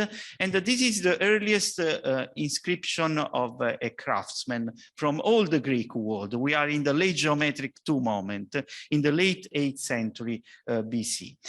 Much has been written, I must say, but we don't have time, about the identification of this hybrid figure on the panel. I must confess that I believe that the Bruno D'Agostino idea is the right one, and it is very interesting. So the first, I just see a few words about it. This had been identified firstly as a sphinx. Secondly, Peretti had tried, but in a not convincing way, to identify this one with a monkey, but I don't see any monkey in this image. And so he was supporting the idea that in some way monkeys were living in the island of Pietekuse in the period of the Greek colonization. I think that the right answer comes from Bruno D'Agostino's suggestion that identifies this figure with a siren. And this is very tempting because, of course, we are dealing with the figures related to Greek travels in the West, and the Odysseus location of Odysseus travels in the West. And one siren, Parthenope, is the siren who gives the name to the sub-colony of Cumae. So we are dealing with a figure related to the Odysseus imagery in the West, but also to the Euboean colonization process in the West. These are some paintings from the Mazzola area. Just to say a few words on two fragments which had been published by Coldstream. The first one is this fragment, now probably identified with a satyr on a chariot. So a very early depiction of a satyr in the late geometric II. So that is the end of the 8th century. And this one had been identified by Coldstream with the warrior close to the craters from the Dipylon workshop. So in the battles of the Dipylon workshops, I would suggest that an alternative interpretation of this fragment, a tempting one, could be the suicide of Ajax. Perhaps a very early depiction of this theme. What is amazing in Pietekuse is the presence of a depiction related to epic poetry and the world of epic poetry, as we have seen also with the reference to the Nestor's Cup. Of course, we don't know if the Nestor's Cup was written in Pietekuse or if it was written somewhere else in the Euboean world. Economy of the site. has been enriched recently by the publication of Gloria Olcese of the Potter's Workshop under the Church of Santa Restituta. So we are dealing about this area. As we said, potter activity is a constant in the history of the economy of Pietekuse. Since production of good quality potter in Pietekuse was made during the Hellenistic and Roman period. Most of the campana, so-called campana, was produced in Pietekuse. This is due to the fact that the clays of Pietekuse are very good clays on the slopes of Mount Epomeus. And now we have this excavation, which had been made in a quite irregular way by the priest of Santa Restituta. So that was not really controlled excavation. But they are very important since they found also late geometric kilns of potters. So in the late 8th century BC, we know that a strong production of geometric pottery of Euboean and Euboeanizing style was made in Pietekuse, since we are able to recognize the local pottery because of the volcanic nature of the clay, and these are the traveled all around Campania, also from the point of native sites. And it is interesting that local potters were producing also Greek geometric pottery, but in local shapes, which were addressed to the market of the Campanian communities. A few words. I think I will close in a few minutes because I am late. So a few words to close on the aspect of the economy. As we have seen, so Chryseia must refer to the metallurgical activity and probably to the goldsmiths, which is an important aspect of Euboean activity around the world. But there was a problem with the reference by Strabo dealing with the Eucarpia, because it seemed a little bit strange, because Pietekuse is not like, as Dimitri said, of Magna Graecia, making reference to the big plains that we find as a common element of Greek colonial apoikia.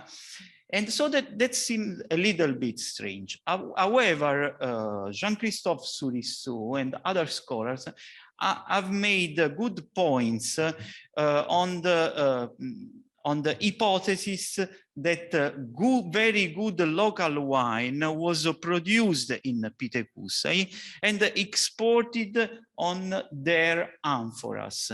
Because what is impressive in Pietekuse is that since the beginning, so since the earliest Enkitrismi, we find local amphorae, which are of a variation of the Phoenician type of amphorae. They are the so-called amphorae of type A in Pietekuse. That they are locally produced is shown by wastes of potters. So what did these amphorae contain and traded? The likeliest hypothesis is that they contain a production of very good wine. Wine in Ischia is still now very renowned.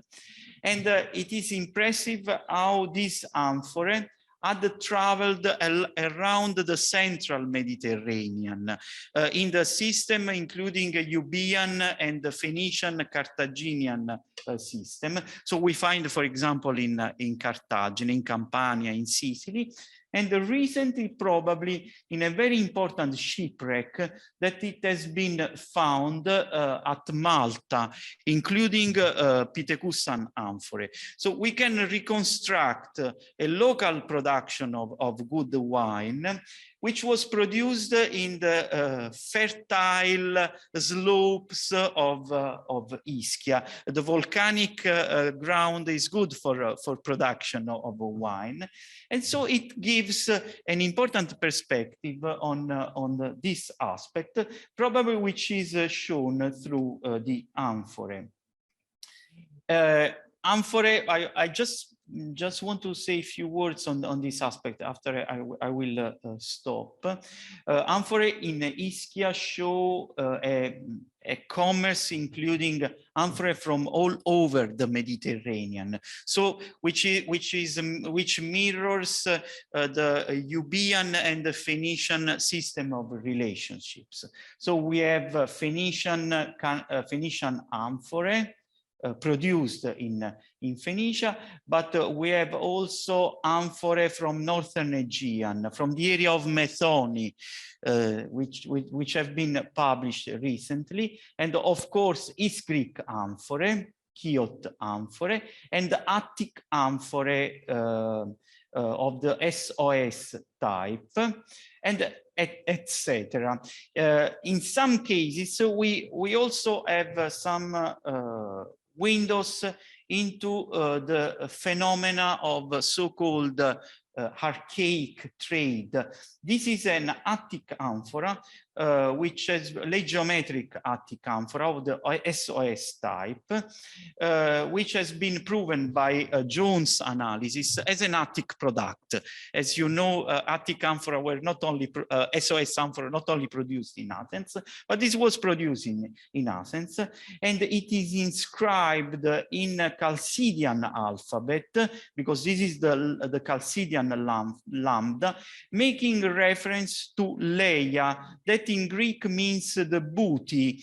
Perhaps this amphora was part of the piratical activity that were practiced among the commerce. We must say that the commerce in antiquity was not only based on good relationship, but also was based on some activities. But we will be back on the pirates, because when we will be speaking about Cumae. I am finishing. I just want to recall that in the last decades, two aspects have changed in the knowledge of the colonization of Pietekuse. The first one is that it is clear that the settlement of Monte di Vico was not an isolated one, but the Greek presence all around the island has been shown by finds and mostly by the excavation of a small settlement on the Punta Chiarito headland. We are on the other side of the island. So the end of the Castiglione Bronze Age might be related with an occupation of the Chora of the island. So this is a new aspect, and especially important from the point of view of understanding of the colonial world is the excavation of a house in Punta Chiarito, whose materials show a compresence of both let's say elite level of objects, making reference to the symposic activities, but also to the objects related to agricultural activity. So tools using for agriculture. So that means that gives the idea of a society that includes so-called, I don't like this term, but so-called also middle society men. But I don't like this, because of course archaic society is much more complex than we used to do it. So I thank you very much. And so. Aristopoli Pavlina, que pername se enameros pu oposipame ine eki poliklisteskes meto oti ipame. Lipon, we will go from the island to the mainland opposite. So as we said, we are very, very close. And we must say only few words very briefly about the pre-Hellenic settlement in the area. So we know from archaeology that two kinds of settlements had established in Campania before the Greek colonial process. There were two main communities of, let's say, Etruscan, so-called Proto-Etruscan origin, Capua and Ponte Cagnano in the south.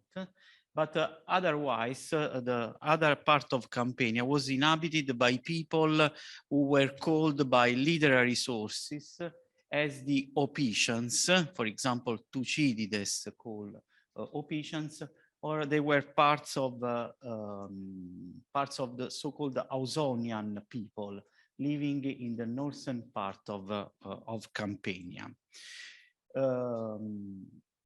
We will be dealing now about the situation of Cume with reference to the question of the natives. So, which was the situation that the Apoikia had found on the site.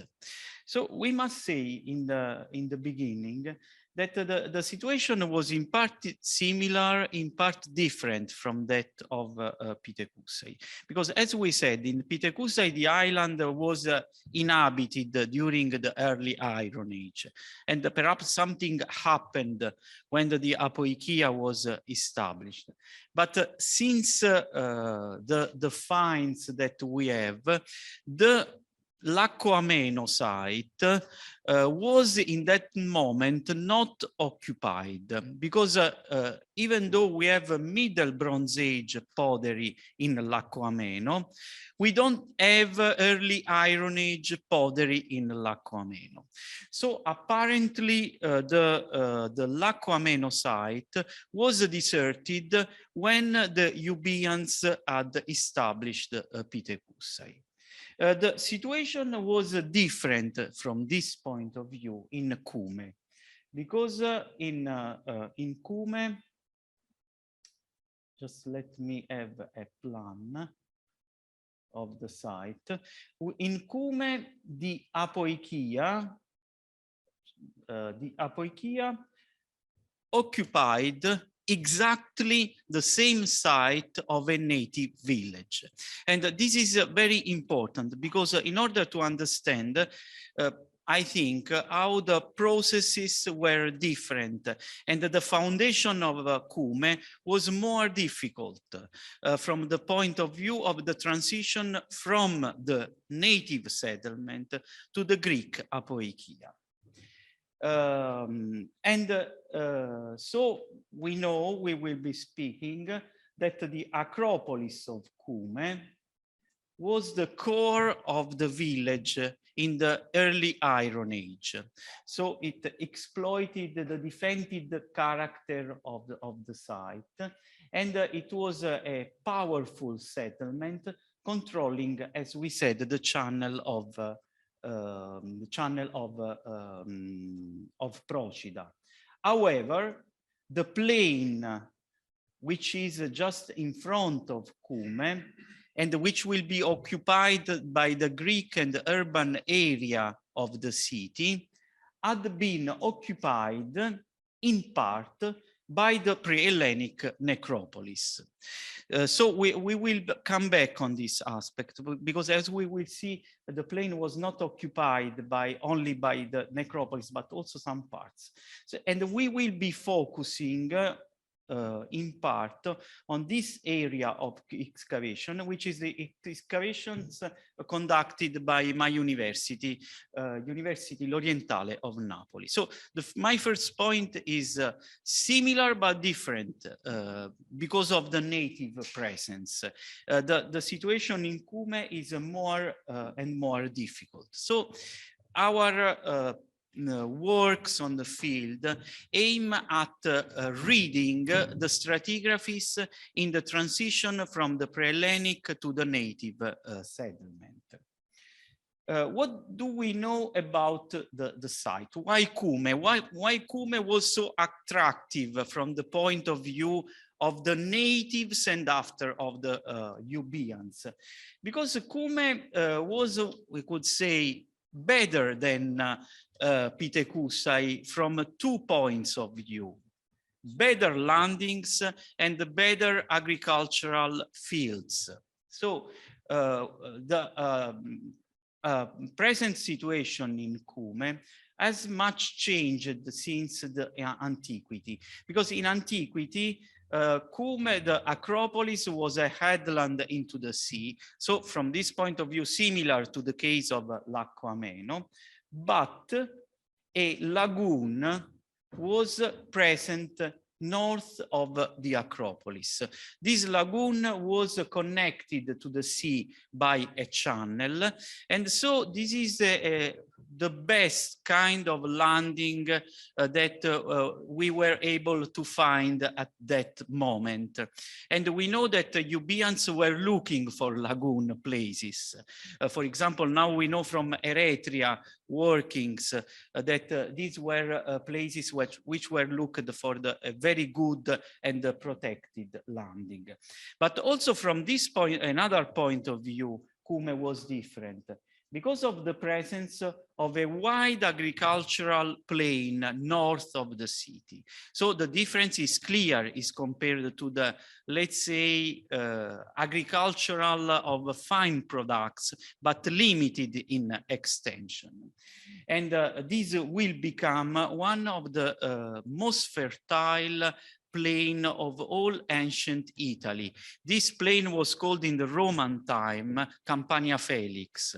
And of course, this plain was able to develop intensive production of grains, wheats, wine. So it's the perspective of this territory was much wider, and that's why the experience of Cume is closer to the other Apoikiai, for example, the Achaean Apoikiai, which were looking for the fertile plains.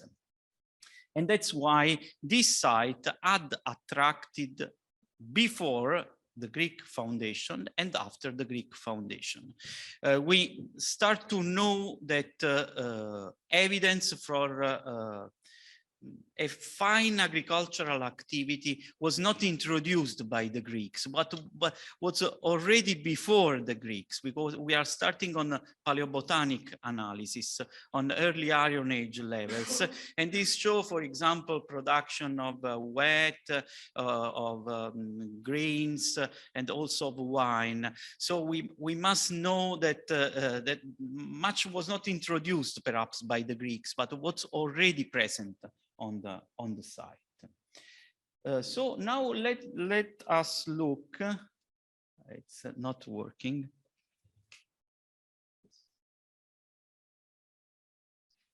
It is. Somebody can signomi cos. Something as.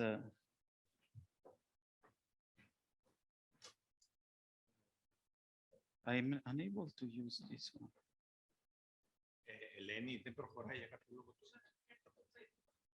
Συγγνώμη.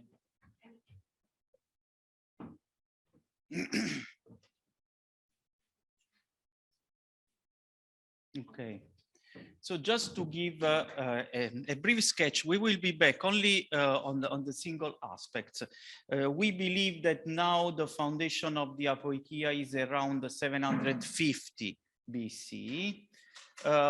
Between 750 and 504 BC, there was at Cume an oligarchic kind of rule grounded on the horsemen. And we know this from ancient authors.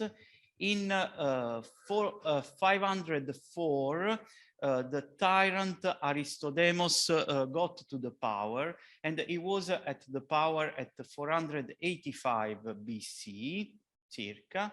Before then, 524 and 474, two battles were fought in Cume, which involved Etruscan people against the colony. In both cases, Cume was able to gain. And at the end, in 421, the city was conquered by Campanian people. I will not be dealing about this, but it was conquered by them. So now let us look briefly at the tradition of foundation. I will be very brief because it's a complicated topic, but I must say that the situation of literary sources telling information about the foundation of Cume, we have much more authors, much more passages dealing with the foundation of Cume. I collected it here, but not only, they refer to different kind of traditions. So the question of scholars dealing with the foundation of Cume is to understand which source was used by those authors and which was used by the others. It is a complex one. I will only try to define them by two different labels. There is a Philo-Cumean tradition, which is represented by Strabo and by the Pseudo-Scymnus passage, which is usually considered as depending on Ephorus, so 4th century BC.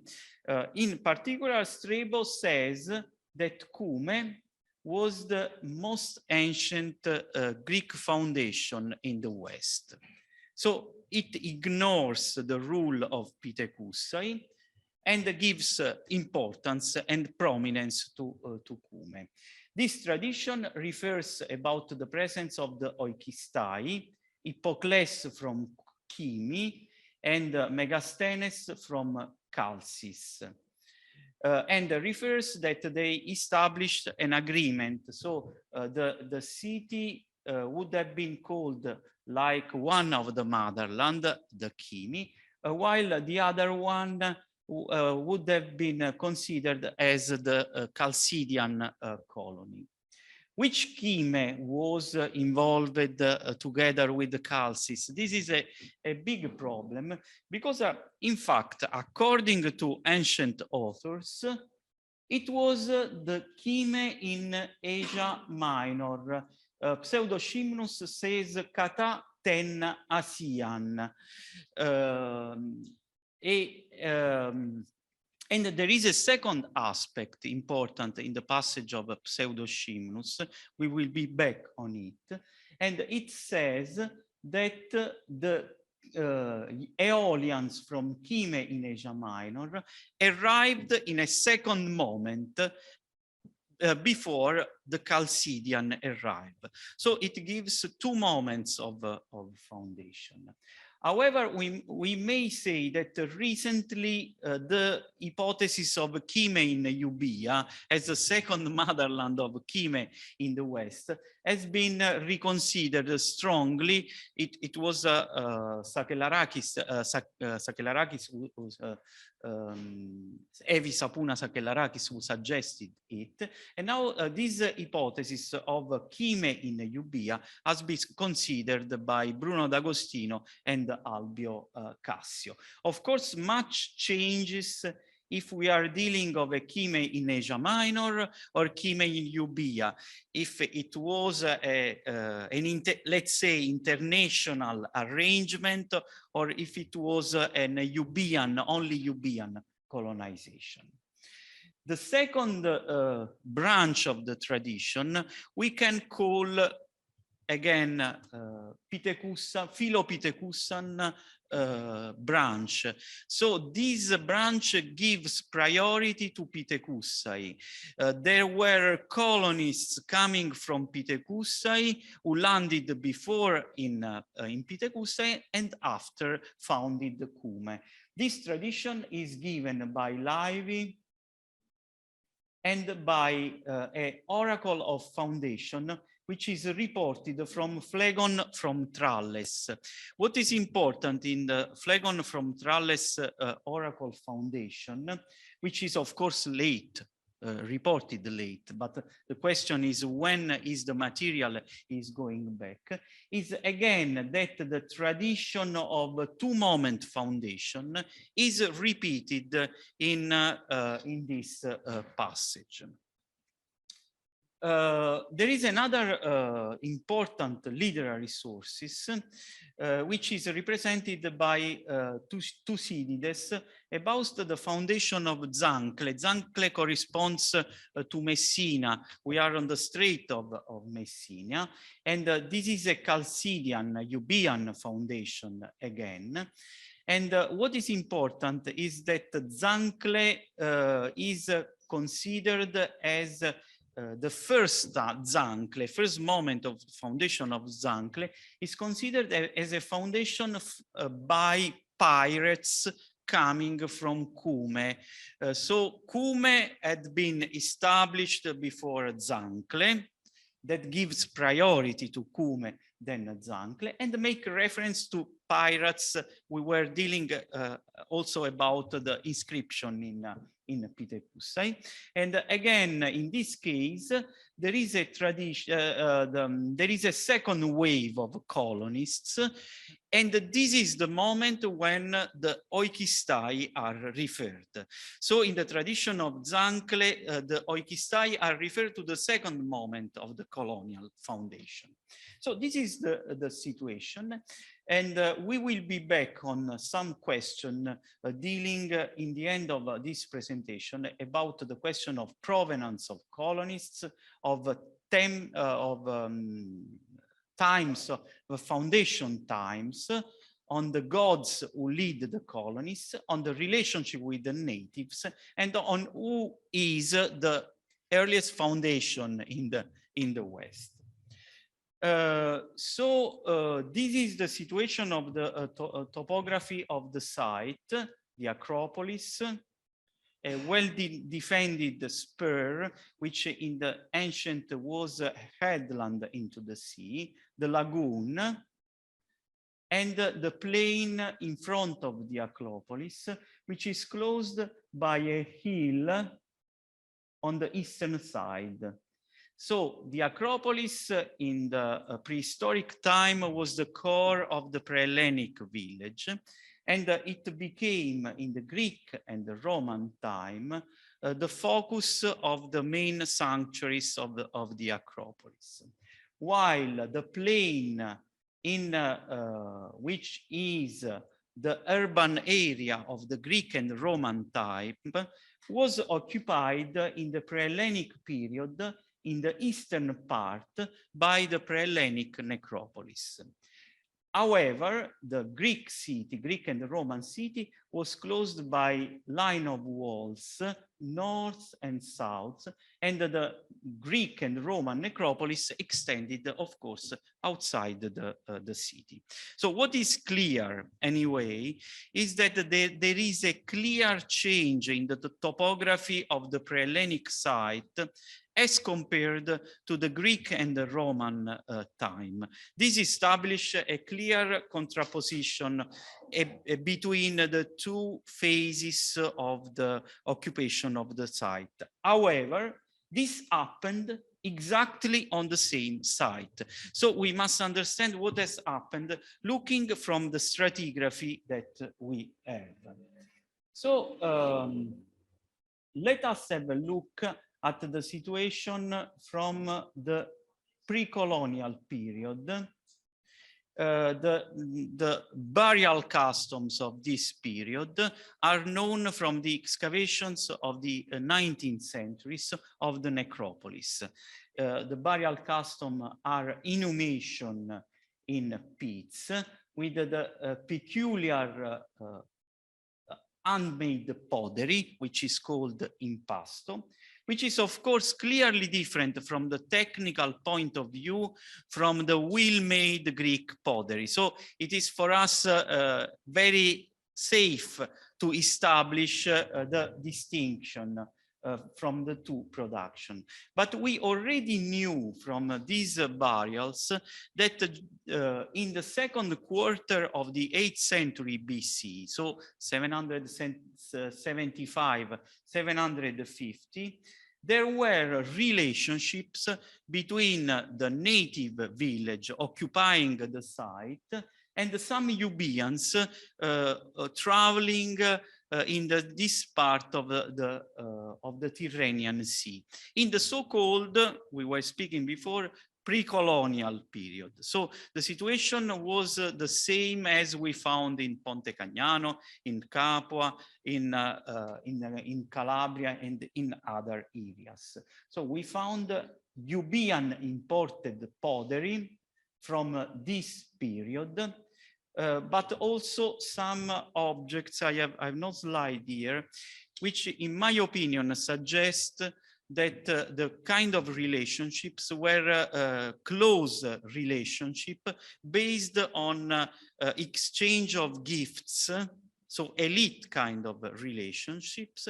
And of course, wine was helping to establish a friendly relationship between the Euboeans and the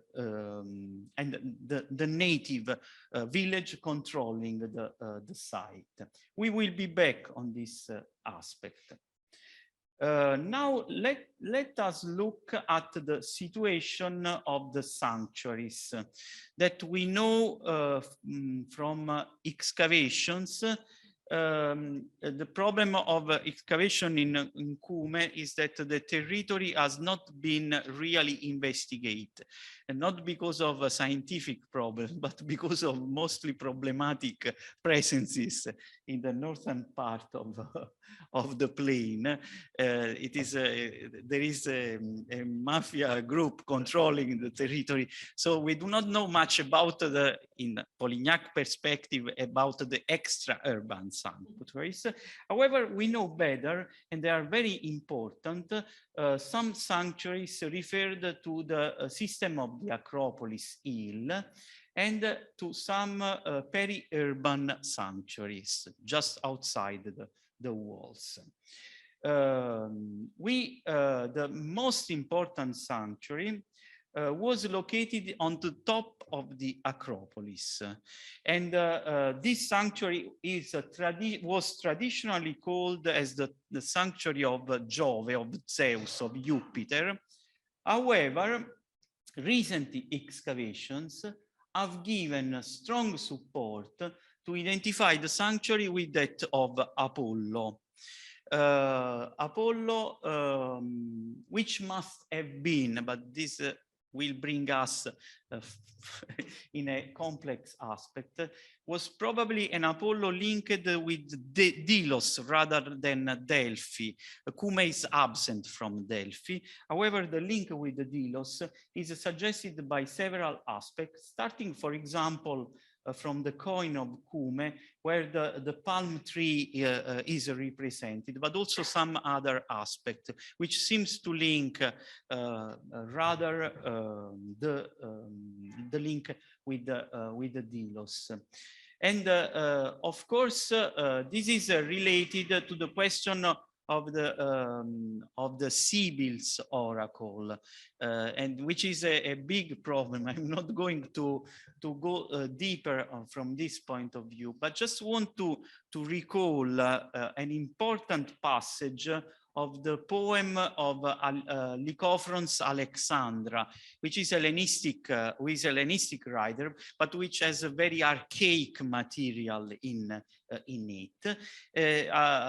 Lycophron defines the Acropolis of Cume as the hill of Zosterios. Of course, Zosterios is Apollo. So defines that the main god of the Acropolis is Apollo, and makes reference to the hollow cave where the maiden Sibyl was dwelling. So makes reference to this is the earliest reference to the oracle of the Sibyl. There are some scholia to Lycophron Alexandra who stresses the presence of Apollo on the Acropolis, which is quite unusual, as also scholiasts show. And this gives us to perhaps two aspects which are referred to the Apollo of Cumae. The first one is the Apollo was seen as Apollo Archegetes, just like in Naxos. Is Archegetes, is the god who drives the colons to conquer the territory. So it is a leading god. And this is referred in a passage of Velleius Paterculus, who associates the foundation of Cumae with Apollo, who is leading the colonists. But also another peculiar aspect is the tradition of the oracle of the Sibyl. The question is not only if there was any cave where it was practiced. You probably know that the identification of the so-called Sibyl Grotto is rather unbelievable. But the question is whether this cult, this tradition of the Sibyl has very archaic roots. I think that likely this is a very old tradition, and this seems to be now suggested by a new find from the sanctuary of the Acropolis, a bronze statuette which must be dated around 700 BC, which is late geometric or early orientalizing, which depicts a female, a naked female, playing a lyre. So it has been suggested that it might be a depiction of the Sibyl, or otherwise could be a muse. But anyway, the association of the sanctuary on the top of the Acropolis with the cult of Apollo, and perhaps with the role played by Apollo in the oracles is seems to be now supported. So this is important. However, we will continue to discuss about the question of the location of the cave. I'm not going to discuss. Other sanctuaries are built in other parts of the hill. So we have another sanctuary, perhaps dedicated to Zeus, on the lower terrace of the Acropolis, in an area where excavation have shown that the native village was located. So we can really reconstruct that on the Acropolis, the presence of gods overcomes the presence of the native village. That gives a strong discontinuity in the use of the area. But for example, these are finds from the lower sanctuary, with this well-known oinokoe depicting horsemen, so the leaders of the of Euboea and of colonial enterprises, but also some weapons coming from this sanctuary. There is another important sanctuary, which is located on the southern hill, and which was probably dedicated to Hera, another goddess who was crucial in the colonial process. And it is probably from this sanctuary that a bronze disc with an archaic inscription making reference to Hera, which is perhaps linked to an oracle. This is a very debated object, but says Ere uc eai epimantevestai.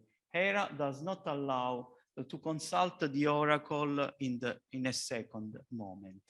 What is important is that the sanctuary of Hera is mentioned in the passage that we were speaking before. It's the Oracle of Foundation by Phlegon from Tralles, who says that the second moment of the colonial process has been characterized by the foundation of a temple and of a statue dedicated to Hera in the according to the Patriois Nomois. An important point, I will try not to steal too much time. An important aspect of the archaeological evidence from the colonial period is given by the necropolis. Also because this makes us able to compare the situation of Cume with the situation of Pietekuse. And the situation of the excavation of the necropolis in Cume is different from that of Pietekuse because these tombs had been excavated in the second half of the 19th century. But the work of Gabrici had collected all these materials. And it is clear that at now, there are some emerging tombs if compared to those of Pietekuse, which shows the close relationships of the Euboean elites of motherland with the elites of the Apoikia of Cume. They are well known. There are 6 tombs in a stone receptacle with the lid where a cauldron was put into, and the cauldron was covered either by a shield, either by a lid, and they contained an ash urn containing the ashes of the dead. It is exactly the same burial ritual and burial type tomb that we find in Eritrea.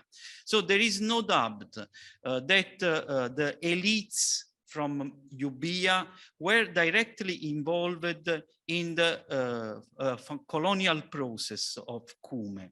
The burial custom reflects this dependence in a totally clear way. We must stress that at the moment, this kind of tombs are not present in Pietekuse. We do not know if this depends on the, let's say, middle class society of Pietekuse, or if it depends on a chance of archaeological field. We do not know. But in the case of Cume, the relationship with motherland and the involvement of elites, it's absolutely clear. But these elites were also starting to establish relationships with the native Italic elites. So these are some of the objects which were buried both in the male and in the female tombs.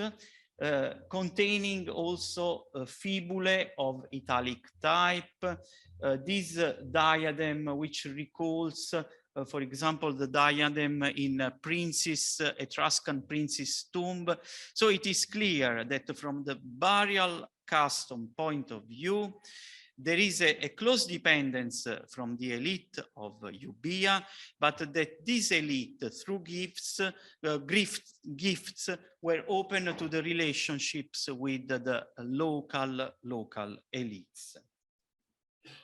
And this is even more clear with the reference to a very famous and discussed tomb, which is tomb 104 Fondo Artiaco, which has the same kind of ritual where the ashes were collected in a cauldron, and the ashes were collected in a linen clothes, just like in Eritrea. But in the tomb of Fondo Artiaco, the objects of Italic character are even more.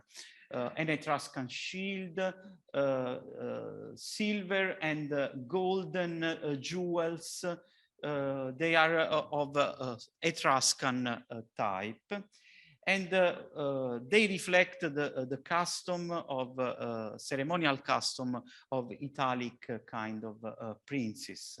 This is a male burial, since it included the weapons, the spearheads, the swords, and also the iron spits and beats, which refer to this kind of elite.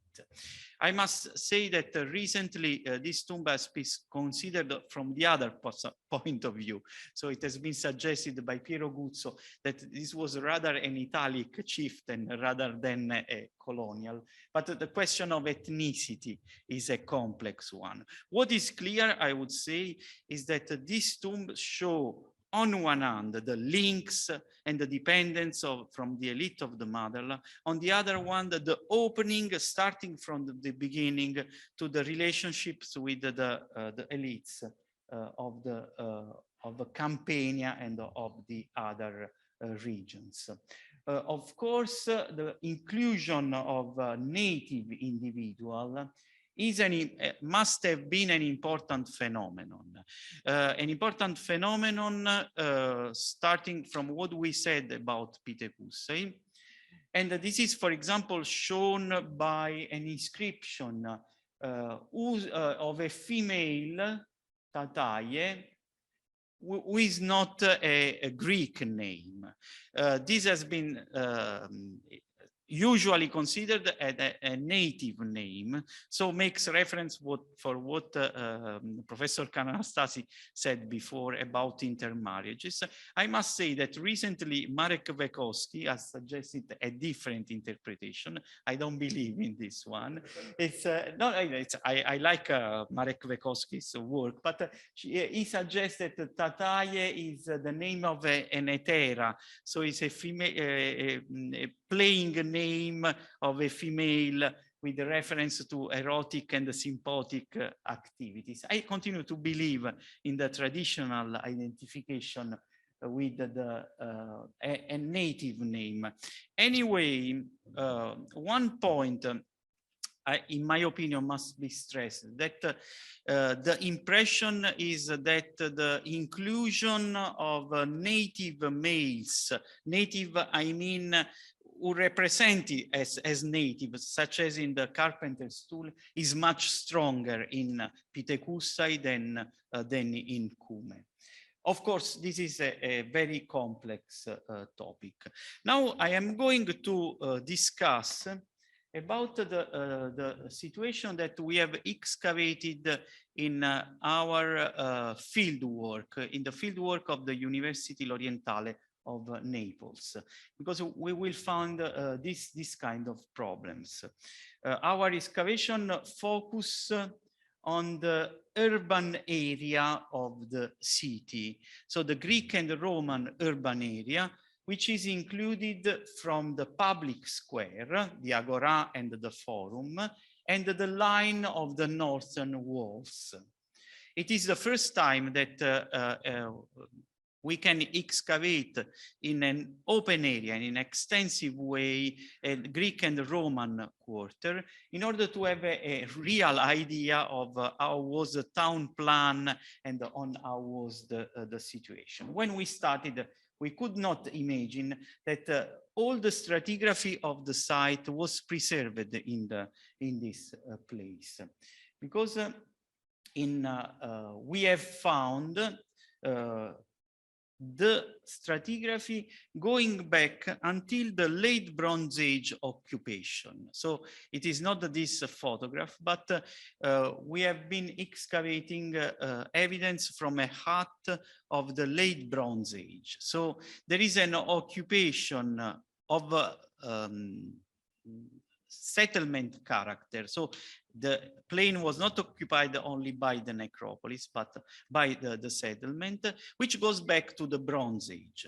This, in my opinion, stresses in a stronger way the transition, the break between the pre-colonial horizon and the colonial horizon, since the native settlement had occupied the site, the same site, starting from the late Bronze Age.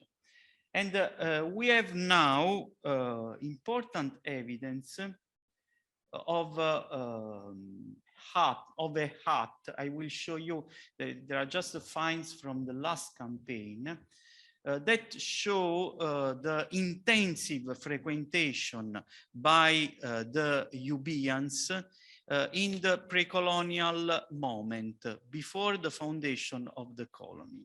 So here you see part of this hut. I will show you the other part, where 96% of pottery is handmade local pottery. So it is clear that we are in the phase of the native village. There are natives controlling the site during this period, but we have a very few Greek imported pottery, as we will see probably from Euboea.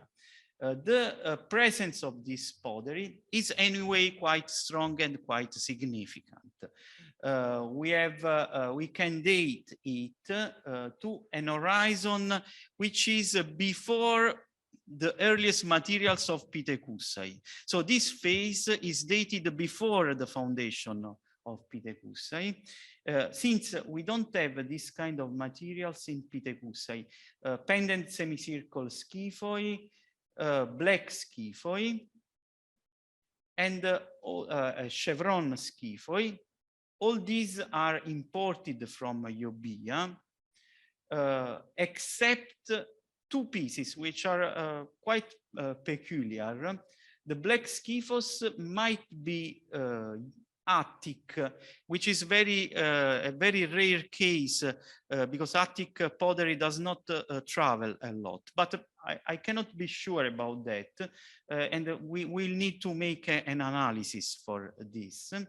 And these objects have been restored in antiquity. That means that these objects, which were handled by the natives in the hut, were kept. But also there is one bird schiphos, which is probably in a local clay, and it is misfired. So that gives the idea that not only pots were traveling, but also itinerant craftsmen. And this situation is known, for example, in Francavilla Marittima in Calabria.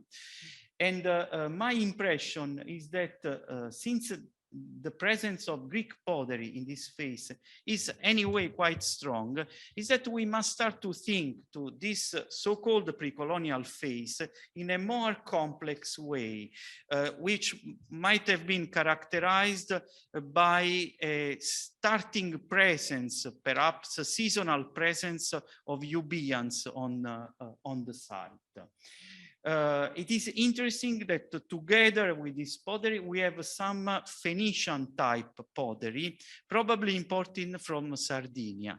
So it is the so-called pre-colonial phase in which Euboeans and Phoenicians were relating each other.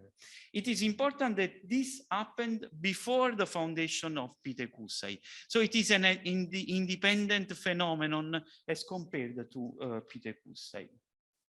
An interesting fragment, which is very tempting, is this fragment of black schiphos, which has a graffito before firing, inscribed before firing, which has been found in this context, and which is dated by the context and by the typology of the black schiphos, before the middle, or at the latest in the middle of the 8th century BC.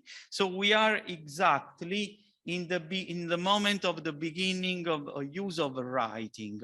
Of course, this has been written in Euboea, because it is inscribed before firing, but it is interesting because it gives a link with the problematic inscription of Osteria dell'Osa that you probably know. I am not sure if this was a letter, a knee, or if it was just a graffito, we cannot say. But we must say that it is not so surprising, because now we have middle geometric pottery with inscription from the sanctuary of Apollo Daphne-Phoros at Eretria. This fragment has been dated by Verdun Terillat to the Middle Geometric II period. So our find is not isolated, and it is interesting that also inscription is traveling with the pots, even though, of course, local people were not using, of course, script. And now, what happens after this phase? This is something very new from the excavation of this year, because we found a part of the hut which had been clearly abandoned suddenly, with all the vases in situ, because we found the floor of the hut with the fragments of the pots linking each other. And this was a storage part of the hut, and also ovens of a great size were abandoned on the site. We are able to date this context, the abandonment, this context and its abandonment in the second quarter of the 8th century BC, because of the Greek pottery that I have shown you. So the abandonment of this hut must be placed in the middle of the 8th century BC. Of course, we are speaking about Orthodox chronology. I must be careful, but what is important, in my opinion, is the relative sequences and what happened with the reference to Pietekuse. This happened in the end, before the foundation of Pietekuse, or perhaps in the beginning of the foundation of Pietekuse. Of course, archaeology does not tell us if there was violence, if it was destroyed. Now we usually take care with this kind of reading, historical readings. But in my opinion, it cannot be for chance that this hut was abandoned in a suddenly way. So there was no continuity of occupation of the same site by the native village. And in the later moment, we are going into the completely different new phase, which is, in my opinion, the colonial horizon. So perhaps violence, anyway, an imposition by the colonists against the natives on the same site.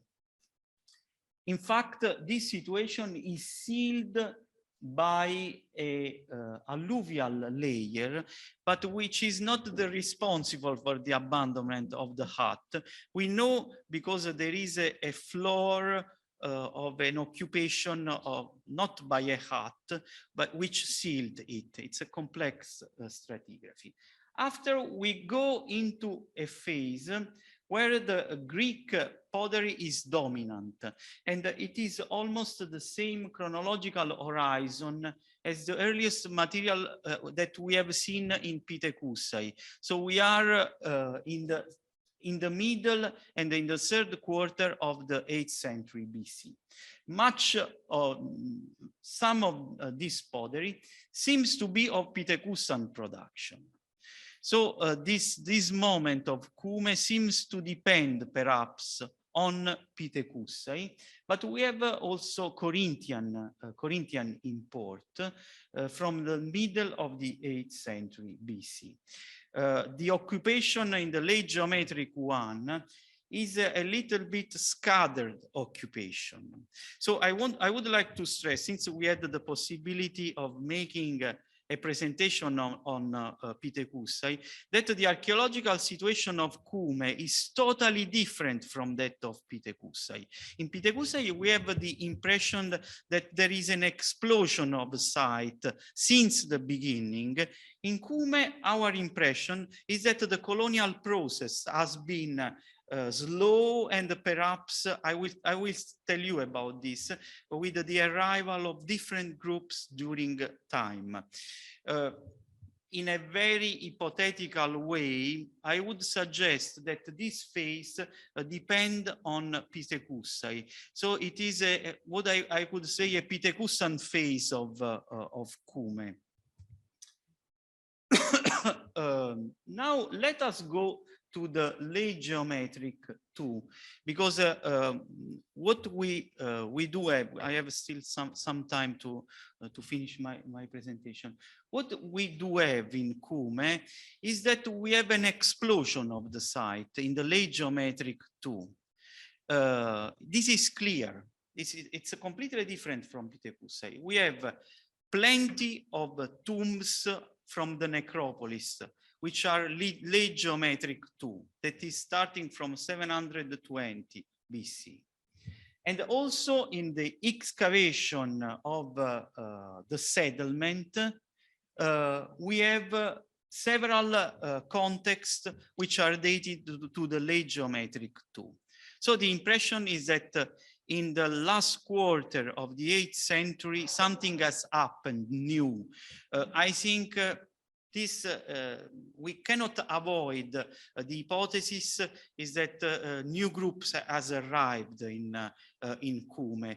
There is so much strong presence of materials of context as compared to the late geometric one, that something must have happened.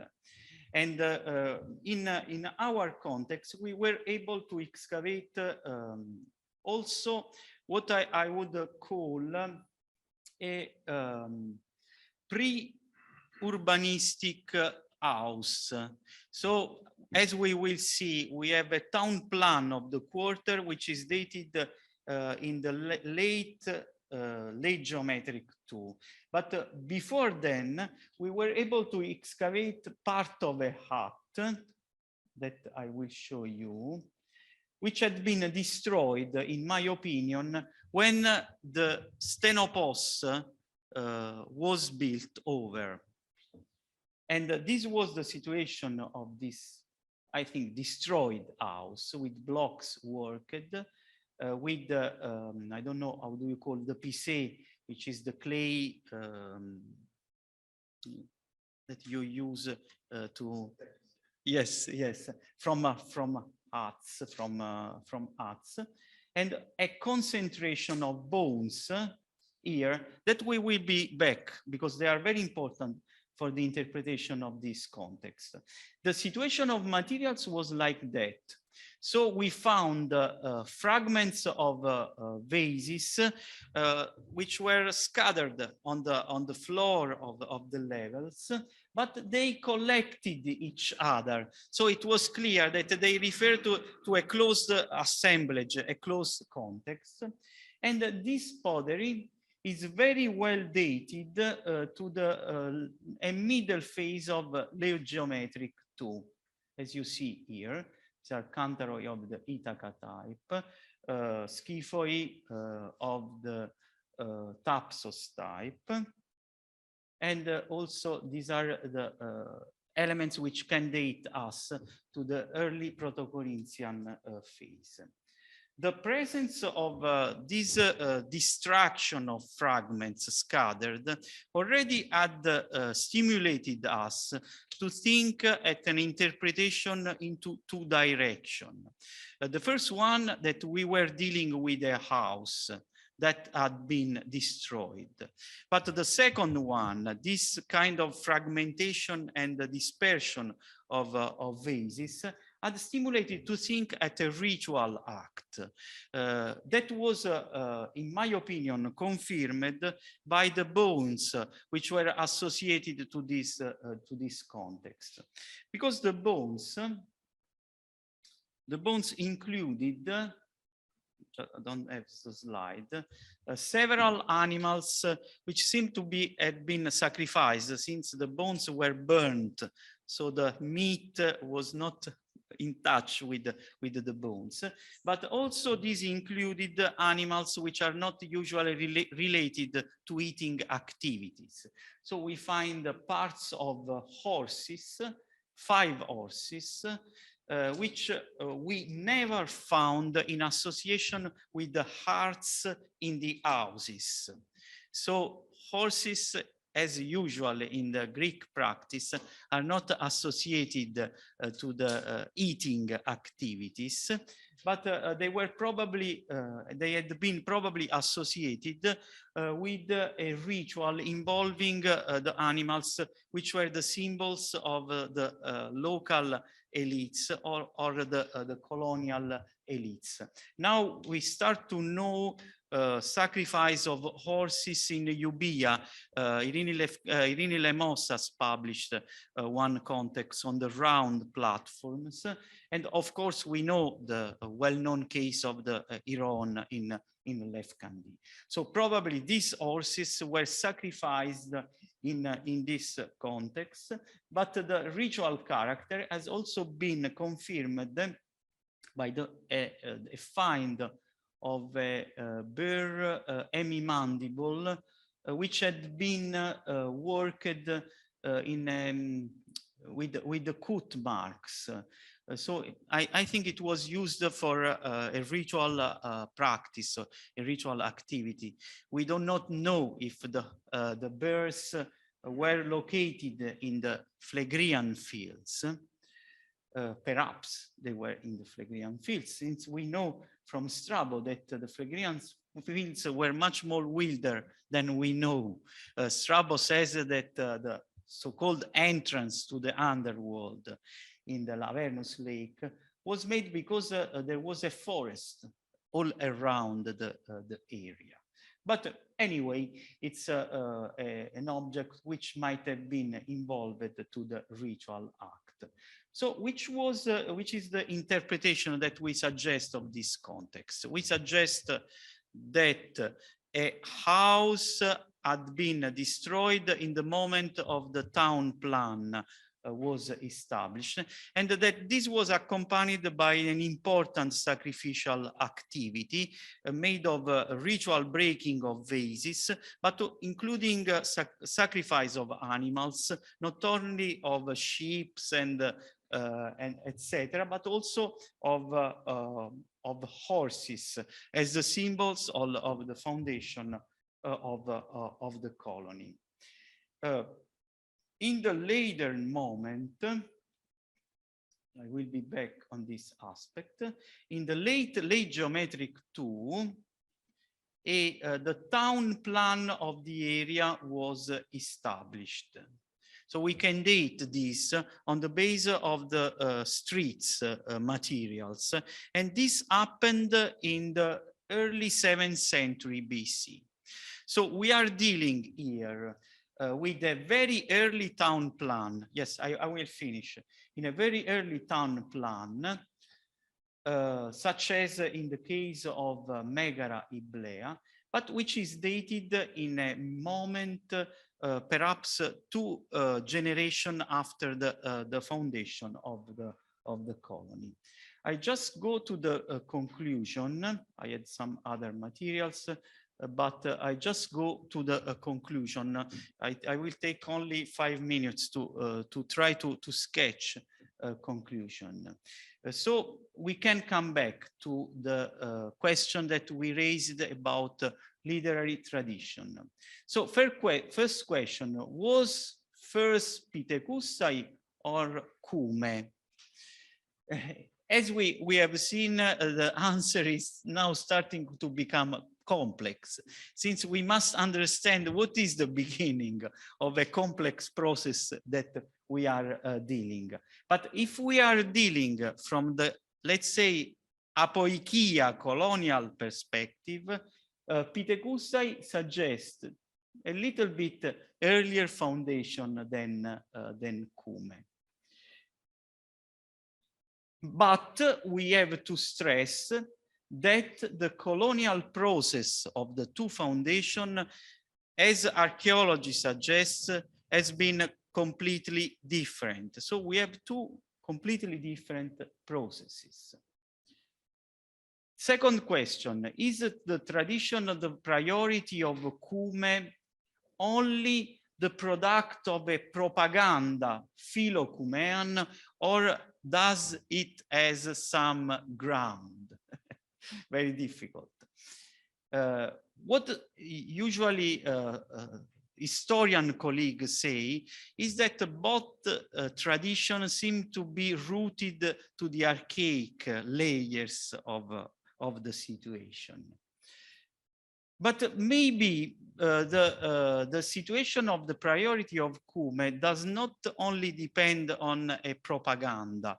It may depend perhaps on the fact that Cume must have seen a different colonial process as Cume, since it occupied a wider plain, and so it is something much more related to the experience of the other colonists of Magna Graecia.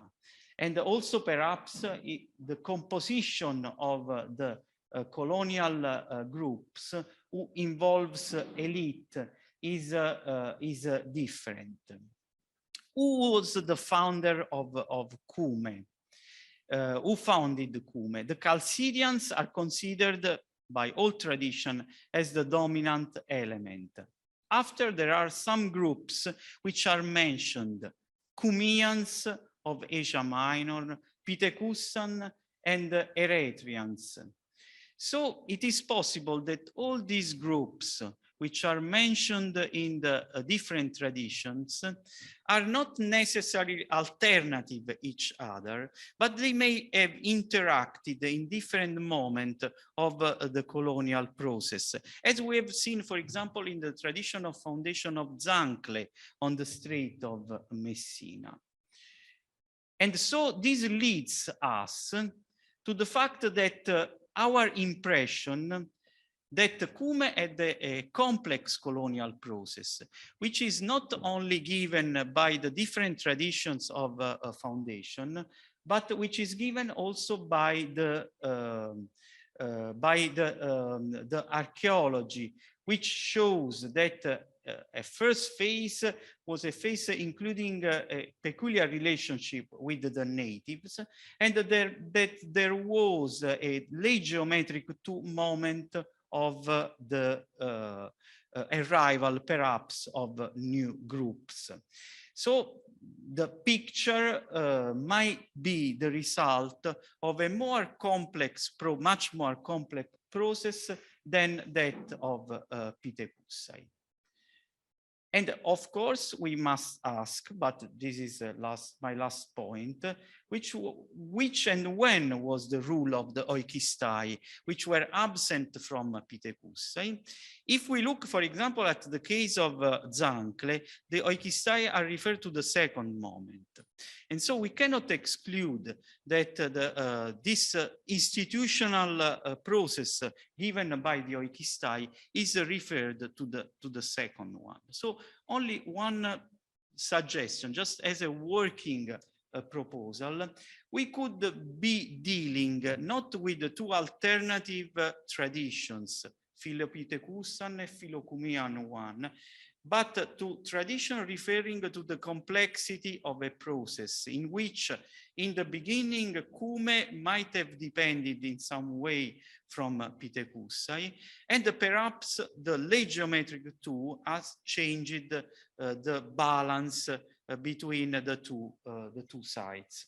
I finish, and I sorry. Okay. So,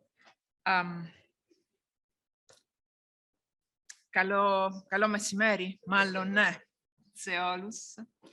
Ευχαριστώ από την καρδιά στον συνάδελφο και φίλο Δημήτρη Μποσνάκη και στο Institute for Mediterranean Studies στην καθηγήτρια Αρλαυτής για αυτή την πρόσκληση, καλωσορίσματος πρόσκληση Pumudini tin efkeria na miliso yatina naskafes aftistis periokis puagapao, kestino piergasume, tis basilicata, tis archeas lucania. Ikas keftinas amiliso sta hellenica ala distikos logo pollon hypocreoseon, que dikitikon ergasion ton telefteon minem, denicha archetochero ianatocano, zito iafto signomi, que oses tutota sas miliso sta anglica. So, in this, there is a problem.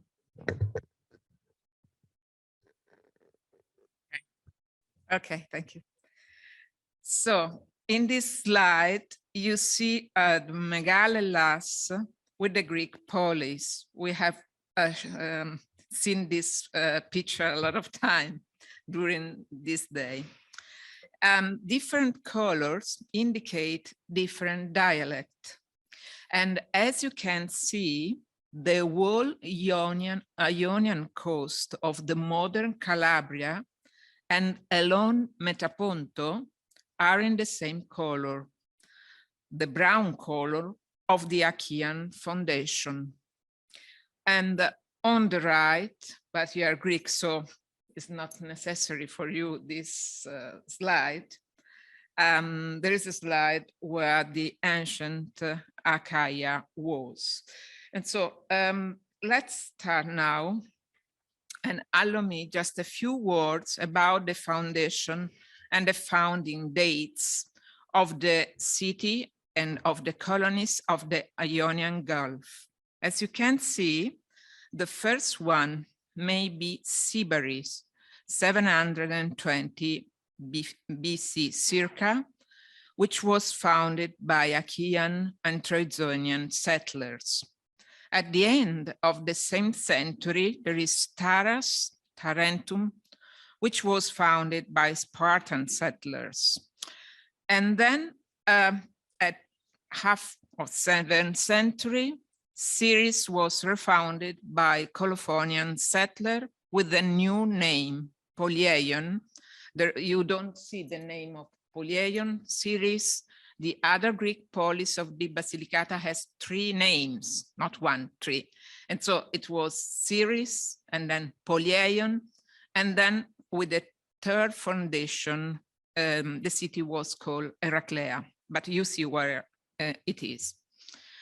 And so 750 circa, Syris was refounded by Colophonian settler with a new name, Polieion. And in this case, the city, we know from ancient sources, that was took by force from the local population, the Cones. And now in red, because it's a problem, we are dealing just a few words about the foundation of Metaponto. First of all, as you can see, we have 2 really different dates. The one really old is the date of Eusebius of Caesarea, who refers that Metaponto was founded 773, really high chronology. But on the opposite, we have a really maybe low chronology. That's mean 630 circa. And this chronology is given from the archaeological data. But I have to underline that these archaeological data are not direct data. What I want to mean, I have been excavated geometric pottery in the area of the temple, but there is no consideration of this pottery. I mean, they don't think that this geometric pottery can be put in relationship with the foundation of the city. And so the date of 630 came from the destruction of a hut of the indigenous living in the area.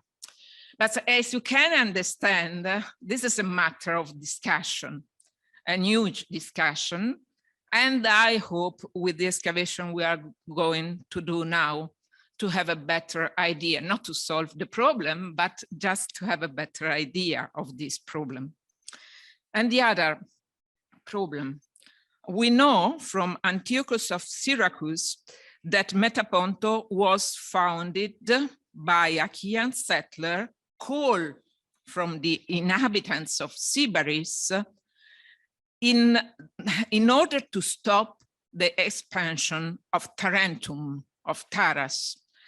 And that's important thing, I think, because Taras, as we have seen, was founded 706. And so 630, I think is too low as a date of foundation of a city in order to stop Taras. And about the foundation of Metaponto, we have a lot of different tradition. That's another point, really difficult point.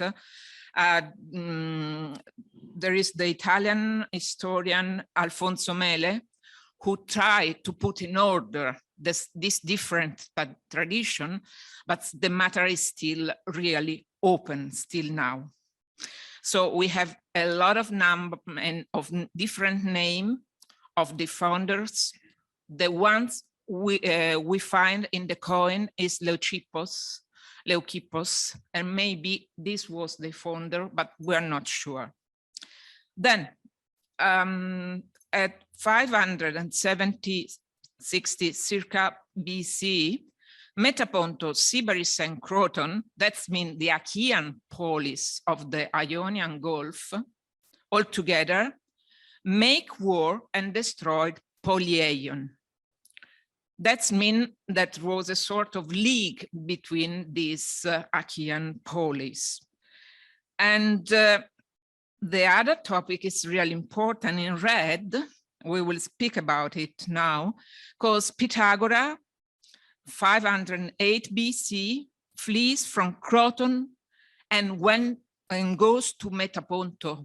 But Pythagoras doesn't go alone to Metaponto. He brings with him his school. And that's a really important point, and we'll be back on this point. And this is an important point, not only for Metaponto, but for all the history and the name, as also Dimitri has said before, Magna Graecia. And then 434 circa, Syris Polieion was founded for the third time as Heracleia by settler coming from Tarentum and Turi. And so my speech is, the title is Philosopher Houses.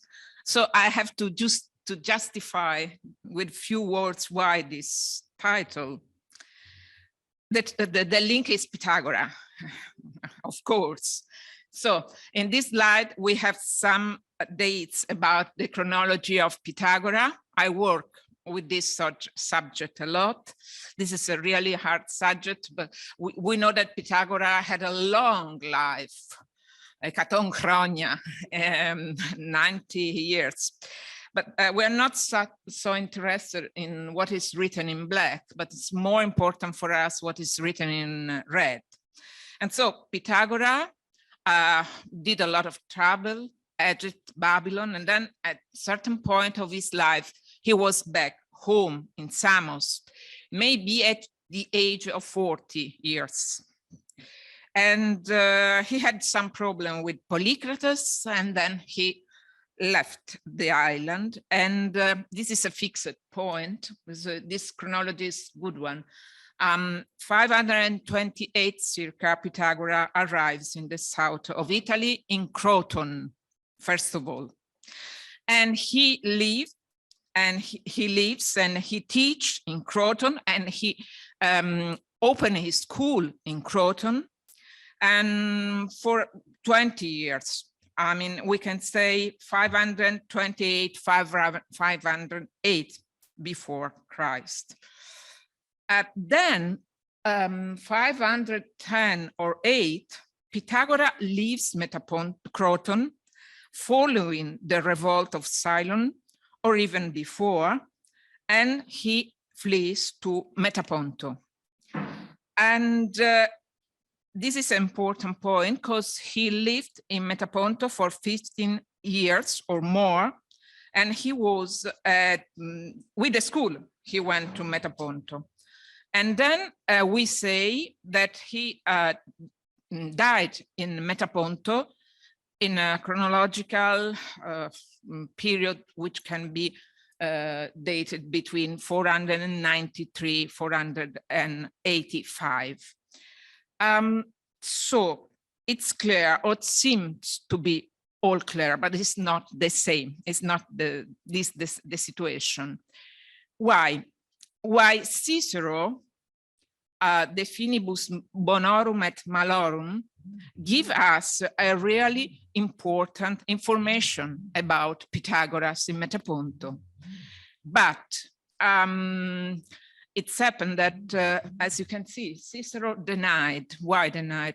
For a long time, archaeologists and historians denied the evidence of Cicero. And they thought that Pythagoras had gone to Metaponto just to die. They believe Pythagoras went to the harbor of Metaponto, and then he went to the shrine of the Muses, and after 40 days without eating nothing, he died. And this opinion, which is really strong until now, is due to a mistranslation of a passage by the philosopher Dicearchus of Messana. I gave a new translation of this passage 3 years before. I hope I was able to translate correctly this passage. And so I think the matter is resolved. But in some way, now we have to rethink Metaponto as a polis in which Pythagoras lives for a long time. That's quite new topic. It's incredible, but this is the situation.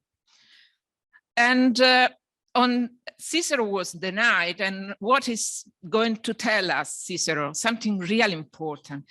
Perhaps during his first travel in Greece, he lived Rome along the Via Appia in order to reach Brundisium, because the harbor was there at that time. And Cicero say that he didn't went until Brindisi, and he went to Metaponto at some point. And I did not reach my host before having visited the place where Pythagoras died and his home. That's really important for a lot of aspects. First, there was a sort of a cultural tourism at that time about Pythagoras. We know that the Pythagorean ideas had a strong follower also in Roman time. Yeah. And second point is that, as we will see, Metaponto at that time was abandoned. The city was closed by a swamp. And so the thing that Cicero did is really important. So he went in a city that didn't exist at that time. There was a furion of the Roman military service. And he went to see the home of Pythagoras and the shrine in which Pythagoras died. So, but we have other information about Pythagoras in Metaponto from the literary sources. We know that the inhabitants of Metaponto, after his death, transformed his home in a temple of Demeter, and the little street, the Stenopos, in which the Pythagoras houses was, that was transformed, or was called more probably a sanctuary of Muses. Pythagoras died out of the wall. maybe, and we will see with the next slide. And so in order to have a memory of Pythagoras, and you know the role that the Muses had in the Pythagorean predication and theories, the inhabitants of Metaponto call the Stenopos for the Muses. But from the ancient sources, we know other things. Because so Pythagoras had a home which was on a Stenopos. That means that the home must be inside the wall. Pythagoras must have had a school. I have an idea, but I have to grow up in order to write this idea about the school of Pythagoras. And Pythagoras died out maybe of the walls of the city, as you can see in this passage of Porphyry of Tyre, referring a passage of Dicearchus of Messana, who says that Pythagoras died peri Metapontion. That's mean in the surrounding, in the proastion of Metaponton, where there was this sanctuary of the Muses. Why is so important Pythagoras, not only for Metaponto? Dimitri has told us something about Megale Hellas. And now there is a new article of Gianfranco Maddoli, who I think give the point. Because Maddoli examined for the last time this huge question, and he found that Megale Hellas, but this is something we know, is linked to Pythagoras and the Pythagoreans. We have to think and to remember Pythagoras, not only for the famous theorem that bears his name, but also himself and the Pythagorean as people who govern in the archaic period a lot of cities of the Megale Hellas. And so if we start from this point of view, and this is the position of Maddoli, maybe that Megale Hellas was a term, a toponym created by the Pythagorean elite. We had united by brotherhood, Pythagorean brotherhood, in order to define for the first time the southern part of Italy. And so that's important matter. And now let's say a few words about the history of excavation of Metaponto, which are really fun in some way.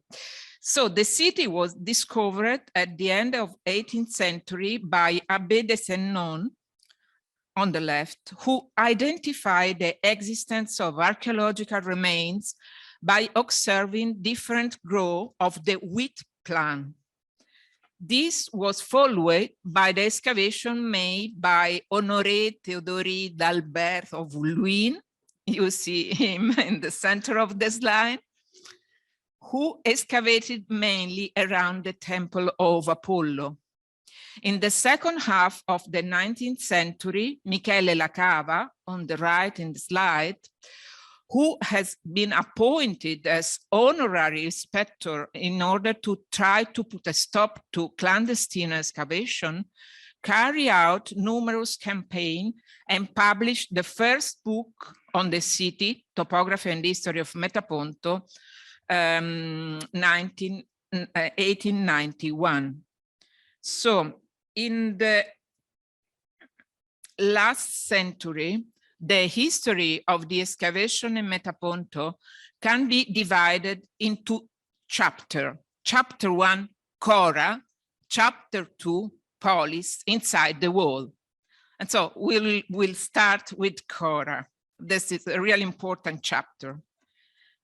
The Cora played a really important role because the Cora of Metaponto was the gym, the training ground for aerial photography applied to archaeology in Italy.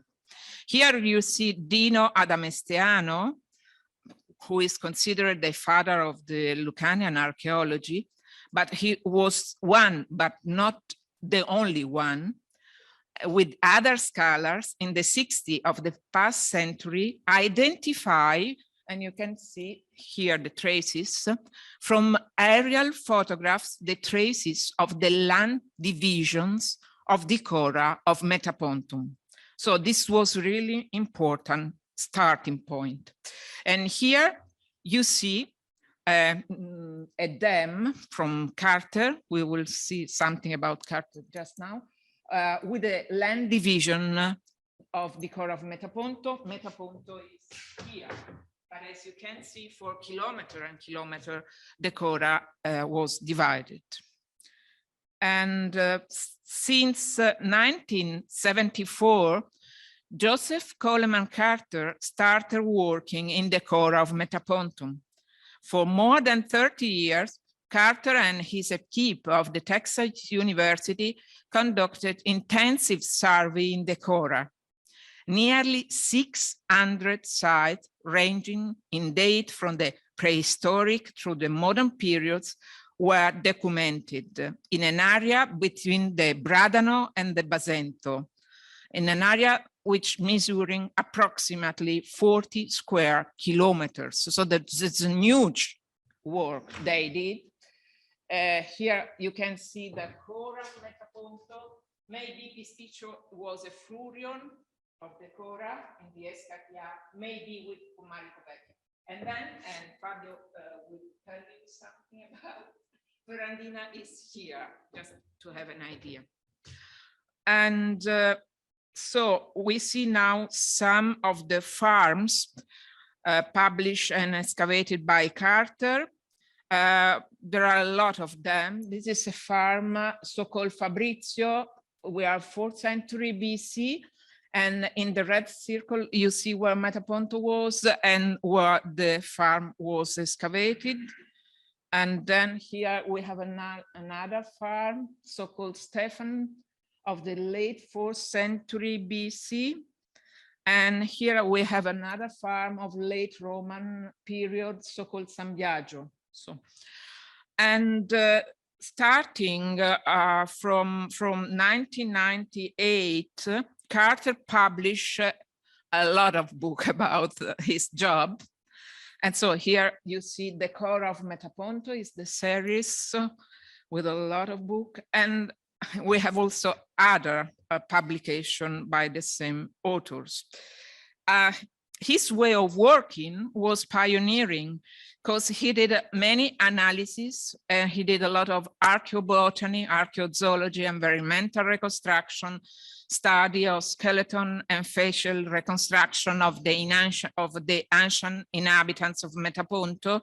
And so the result is that now the Cora of Metaponto is one of the best known of the Magna Graecia, and maybe not only of the Magna Graecia, but all the Mediterranean area. And now we go to chapter 2, which is really different, the polis. The history of the excavation inside the wall of the ancient polis is linked to the Archaeological Service. So you see in the photograph at the right, the Siena, and the Archaeological Service was the only one who had the right to do excavation inside the wall. The Archaeological Service with, maybe you know him, is Dieter Mertens, a famous architect, was director of the German Institute. And so Dieter Mertens did excavation in the temple area of Metaponto, and he published a lot of data. This is one of his books. Unfortunately, nothing has been published by the excavation done by the Archaeological Service. So we have, it's paradoxical in some way, because we know better the Cora than the space inside the wall of the ancient Metaponto. And so until 2021, the University of Basilicata, which was founded exactly 40 years ago, and never had permission from the Ministry of Culture to excavate inside the city of Metaponto. But last year, here we obtained a 3 years long permission from the Ministry of Culture. And since then, the project Abitare a Metaponto, Living in Metaponto, has begun. And this is our logo, and you will understand why we choose this image. And why Abitare Metaponto? Why living in Metaponto? As happened in many cities of Magna Graecia, the excavations so far have involved almost exclusively the public areas, the temple, the agora. And so there is a lack of the investigation, studies, and documentation about the houses. And so the idea was to have a new idea of the houses of Metaponto. We excavated for 21 and 22, and now I'm really happy to give to you a sort of a parquet, because we finished the excavation at the end of October. And so it's the first time that I present something coming from the excavation of Metaponto and here in Crete to the Greek friends. And so, first of all, we must have an idea of the reconstruction of the ancient city. The city, as you can see, was between two rivers, Bradon and Basento, and was very close to the sea. The city wall has been excavated in several places, but as you see by the dotted line, we are still not sure of their location. So you see that in the two plans, the reconstruction is little different. The point is that the urban layout of the city has a strong regularity inside the wall, but this regularity, there is not this same regularity in the circuit of the wall. For sure, the regular shape of the wall is due to the proximity of the two rivers. The polis had enormous dimension. You have to think more than 140 hectares. Inside the wall, you see 4 plateiae, which were called 1, 2, 3, and 4, yeah, and 3 plateia in the opposite direction. That's mean northwest, southeast. And the largest plateia, the plateia 3, and we do excavation in front of this one, is 22 meters wide.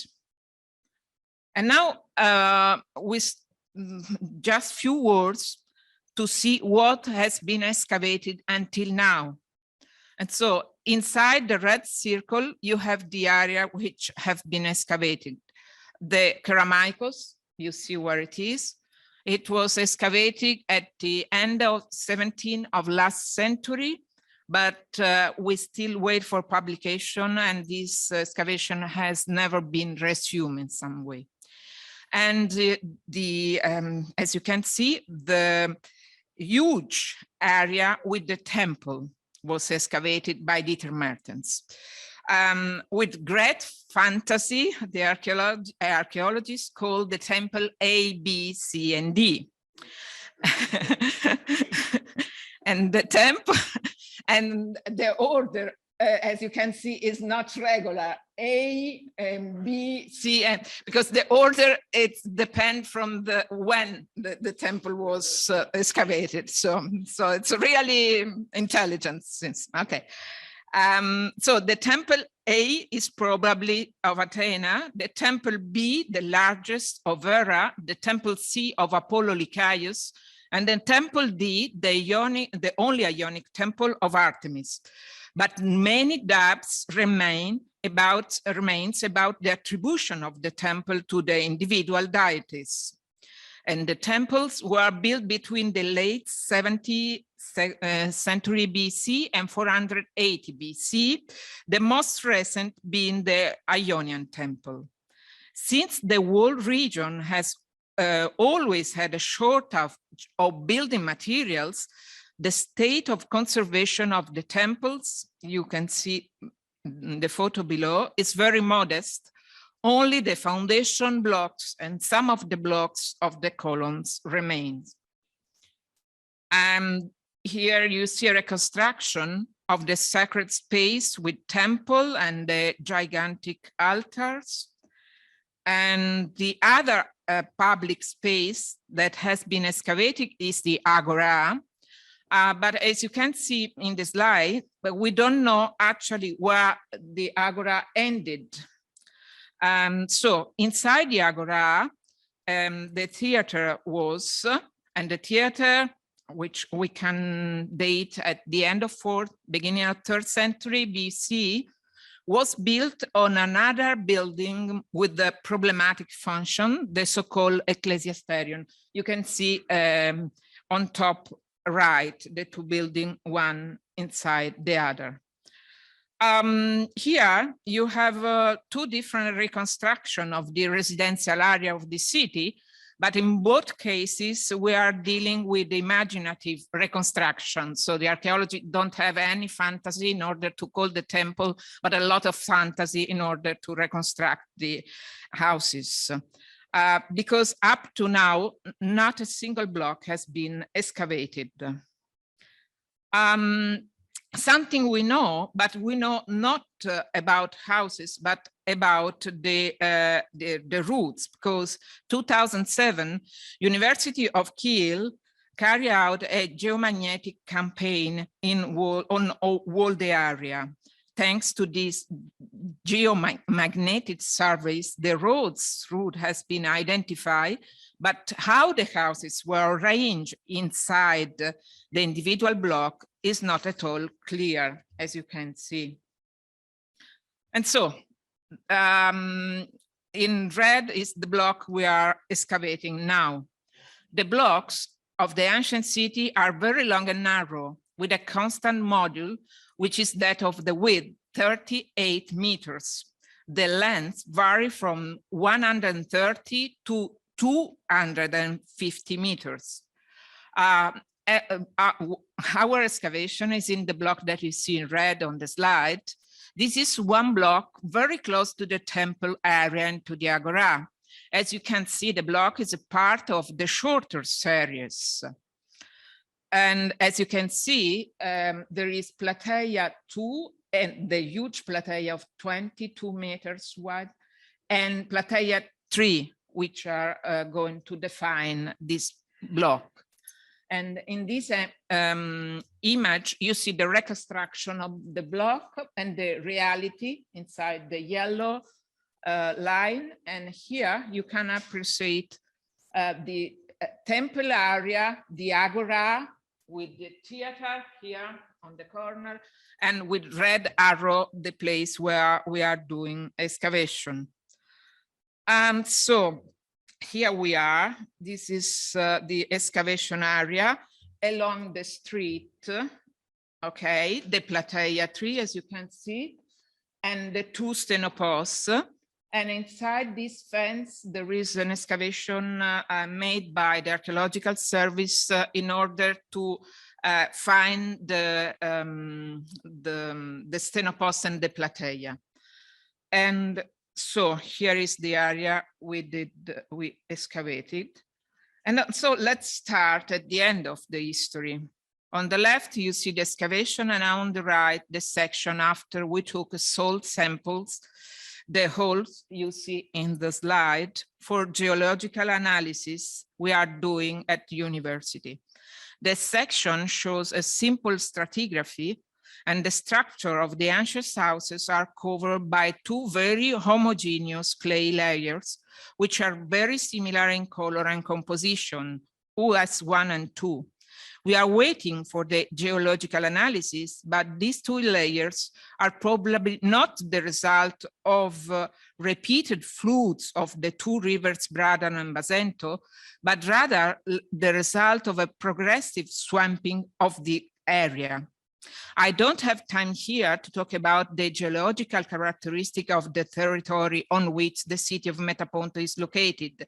This is a fragile territory which man has wrested from the water and the swamp with great difficulty, and which several times over the century has returned to being a swamp.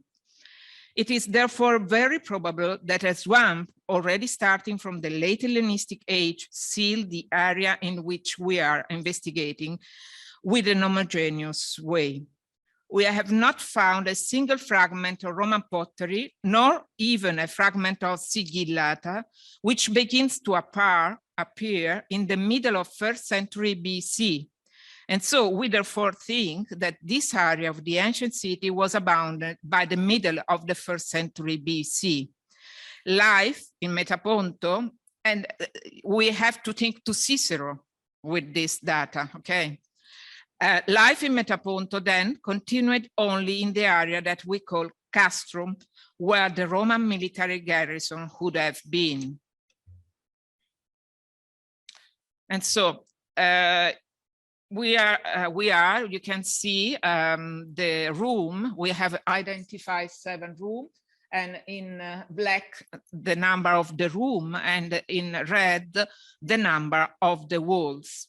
The room facing the street appear to have a regular plan. That's mean room 3, 1, and 5. And otherwise, the 2 rear rooms, 2 and 4, have an irregular plan.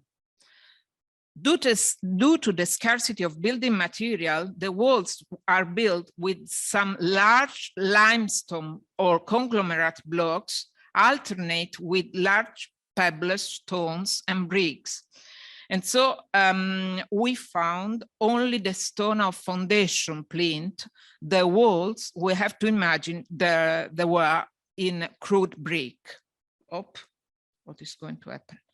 So we start now with the more recent rooms. In blue, you see the number 1 and 5. There are 2 rooms with the fresco mortar and covered by a roof. And we can imagine that there are representative room.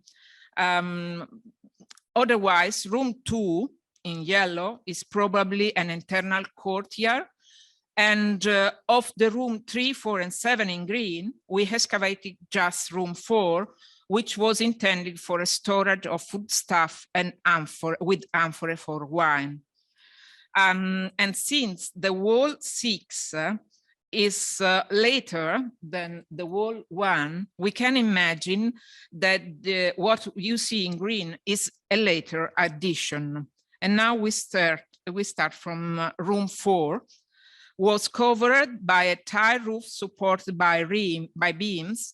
In the slide, you see the collapse of the tile roof and one of the many nails that fix the beams.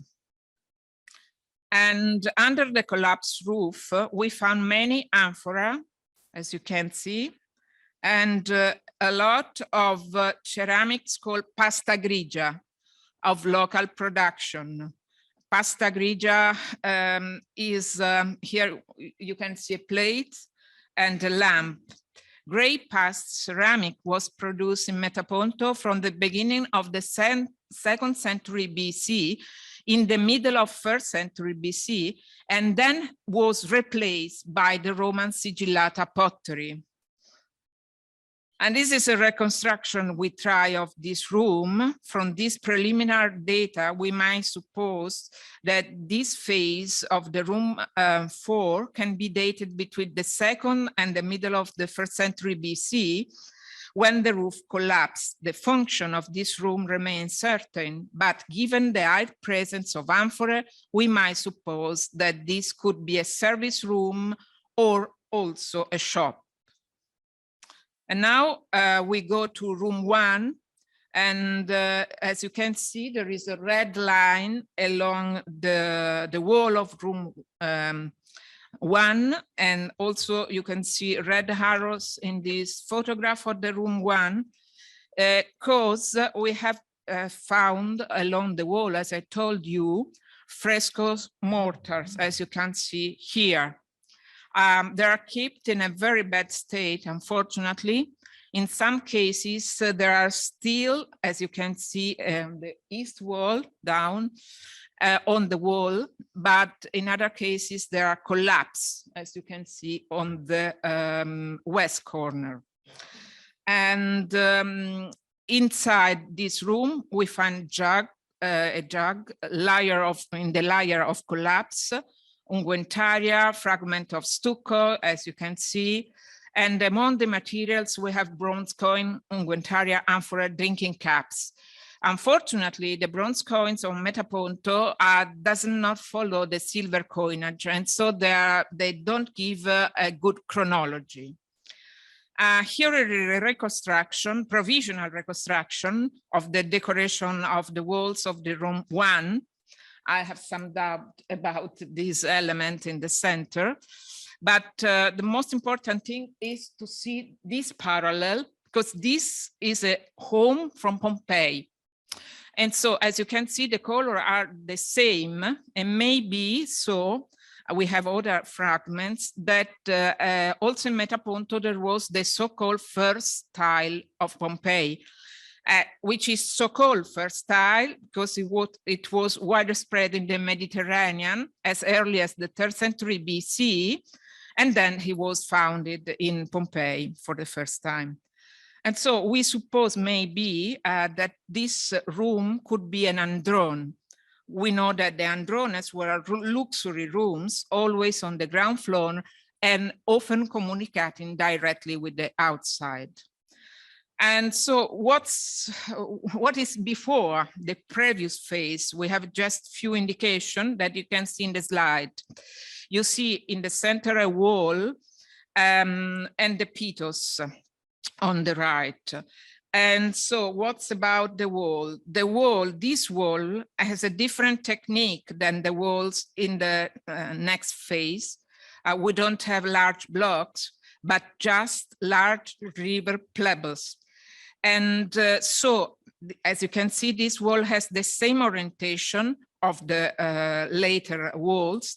And we had not the time to do excavation in deep. We hope we'll be able to do it next time.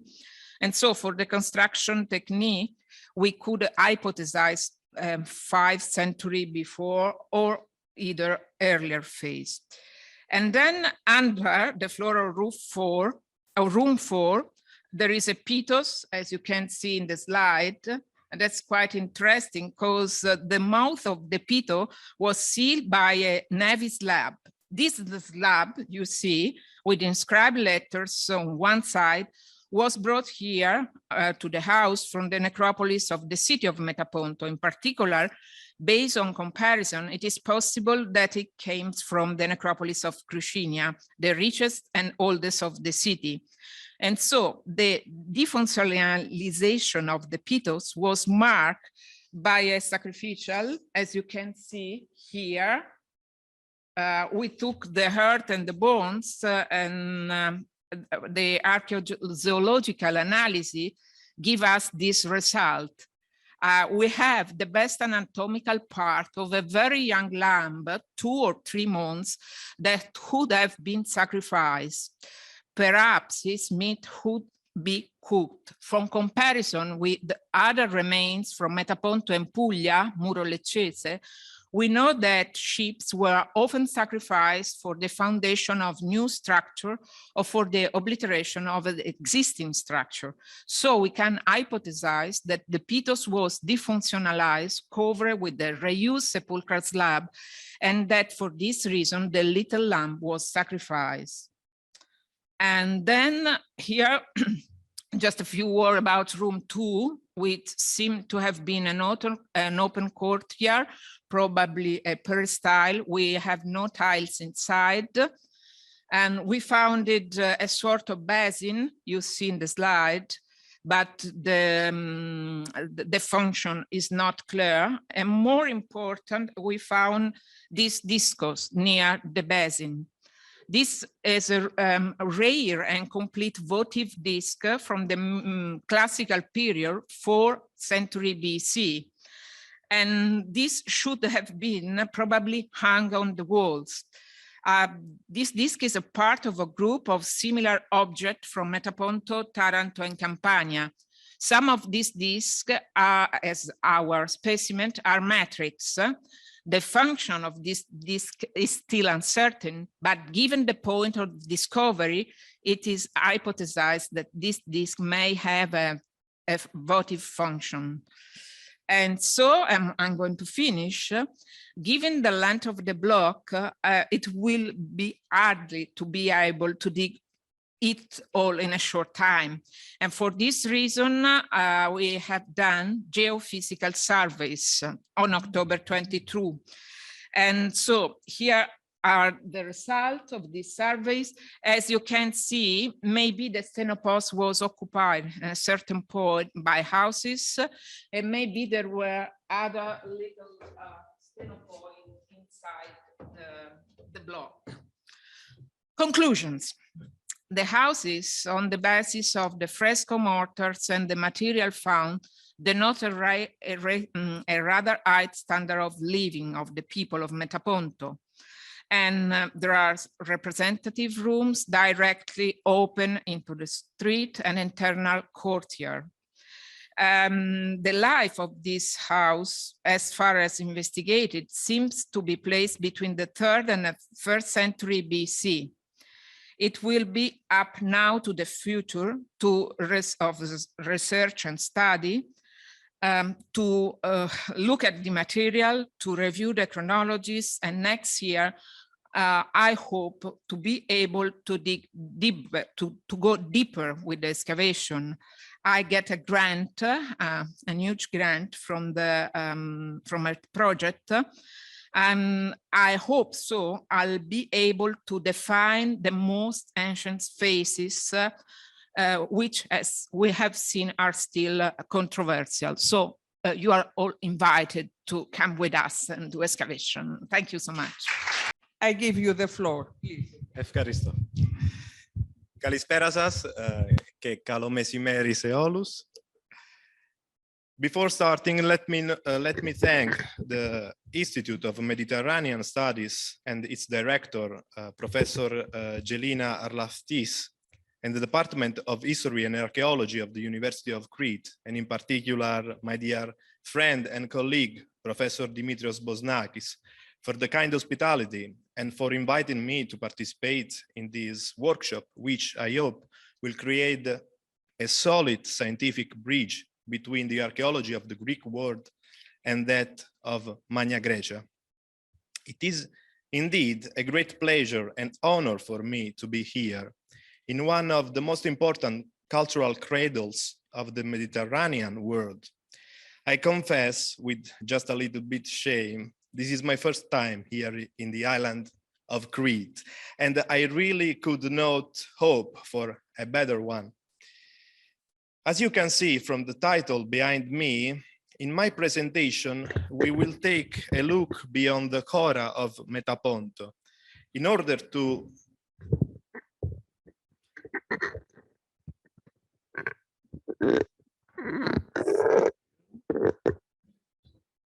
thank you. In order to discover together the indigenous cultures of southern Italy and to observe the phenomenon of Greek colonization from their point of view. And this we will do by focusing our attention on an important territory of southeastern inner Basilicata, that of Ferrandina, about 30 kilometers far from the Ionian coast, in which an archaeological research project conducted by the chair of classical archaeology of the University of Basilicata is currently in progress. In particular, I will present for the first time the results of the archaeological excavation carried out in the Peuketian necropolis of Sant'Antonio Abate, which is datable to the 7th century before Christ.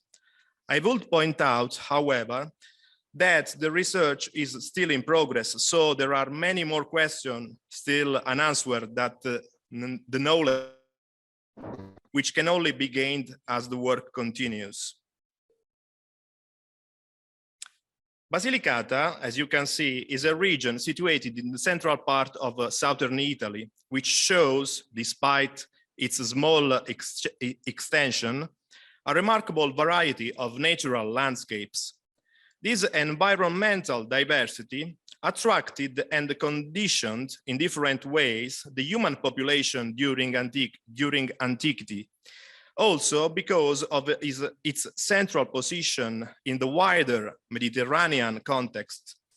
However, it must be specified that the modern boundaries of Basilicata don't correspond to any ancient limits. So the focusing on this territory must be considered purely conventional, since it represents a sort of magnifying glass for the history and the archaeology of Magna Graecia.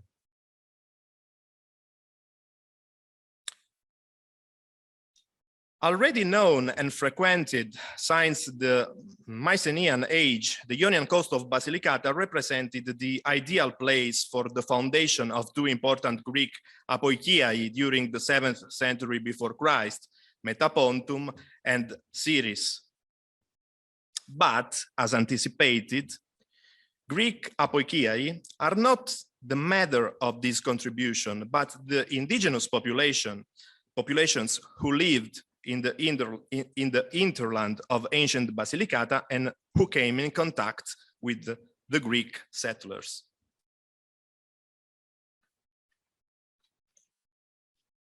Before that, however, I consider it necessary to briefly illustrate how these ancient autochthonous population have been considered by Magna Graecia archaeology scholars over time, and what the most recent study approaches are. The first organic publication on the subject come back only to half a century ago, 1971, therefore not so long ago, since until that moment, studies on ancient Basilicata were carried out within a very long tradition of classical studies, mainly focused on the colonies of the coast. That publication was an exhibition catalog and was entitled An Hellenic People in Basilicata, that is, non-Greek people in Basilicata. The title says a lot about the particular approach of all the scholars. The autochthonous people of this part of southern Italy are curiously defined by an antithesis with respect to the Greek, which came from another area of the Mediterranean world. Behind this antithesis is the basic idea that Hellenic newcomers were bearers of a superior and a clearly more developed civilization than that of the indigenous illiterate barbarians whose backward cultural expressions begin to be noteworthy only after the contact with them. This is the concept of Hellenization.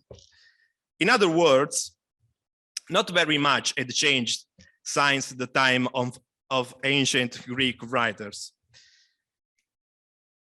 Such an Hellenocentric view has been overcome over the years, especially thanks to the archaeological research carried out in Basilicata during the last decades, which significantly helped us improve the knowledge of indigenous populations of southern Italy.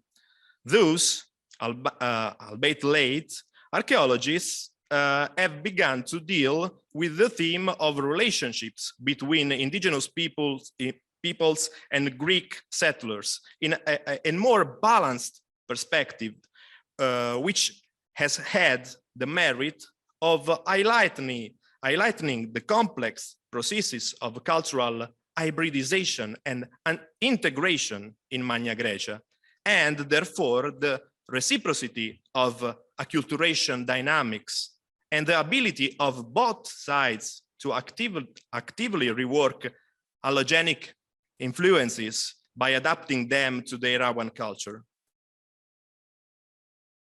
When Greeks founded their colonies on the Ionian coast, the hinterland of ancient Basilicata represented an important crossroads of different peoples and cultures, already gave a remarkable contribution to the reconstruction of these diversified human mosaic, together with the reading of ancient literary sources, Greek and Roman,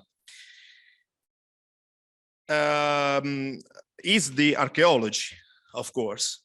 In particular, the identification of some specific markers of material culture, such as the forms of the funerary ritual and the local production of matte-painted pottery and the circulation of other specialized manufacturing goods, has allowed scholars to reconstruct the cultural features, otherwise elusive, of different ethnic groups and to border their respective occupation areas, in any case open to continuous mutual interaction. The northern part of the territory fell within a Iapygian or Apulian cultural horizon, within which we can distinguish the ethnic groups of Donians and Peucetians, which were attested respectively in Vulture and in Matera areas.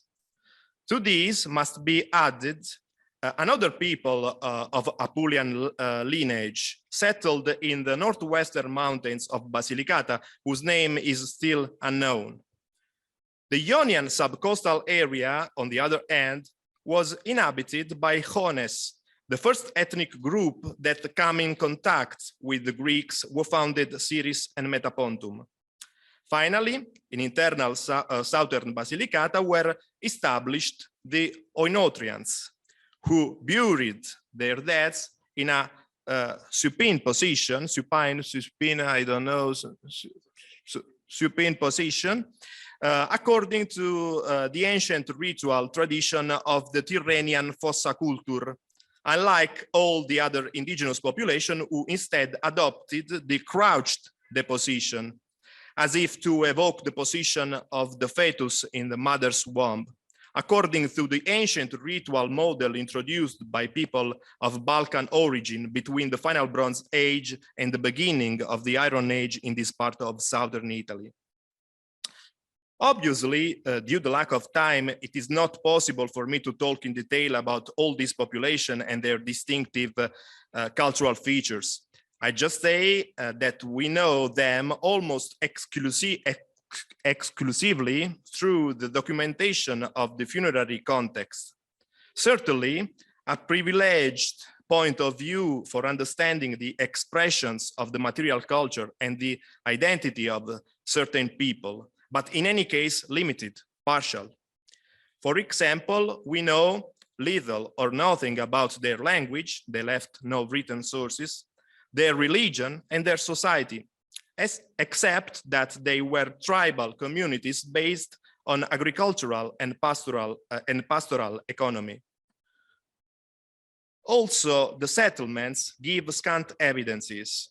Recent archaeological research has observed the existence of scattered settlements like catacombs around highly visible and defensible high ground, usually near mountain passes or river confluences, ideal for controlling the territory and natural resources, but we don't know nothing of their internal hierarchies and organization.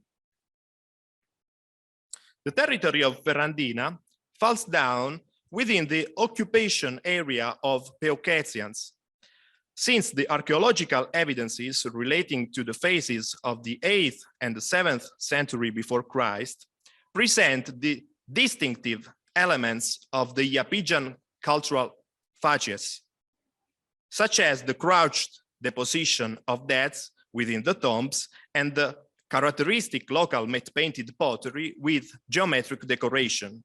Although Ferrandina material culture in this period, as we will see, shows many contact elements with the neighbor Enotrian and Jonian cultures. This ethnocultural group of ancient Iapygian origin, very open to contact with Greek culture, is attested from the 10th century before Christ in an area between current province of Bari in Puglia and the hills around Matera, crossed by Bradano River in Basilicata. As you can see in the map on the right, Ferrandina was the southernmost site which refers to these Apulian people, and it was also located in a position of great importance within the diversified population framework of southern Italy during the late Iron Age. An ideal connection, and the Archaic Age obviously, and ideal connection area not only between natives and Greeks, but also between different indigenous communities, a sort of a border zone site.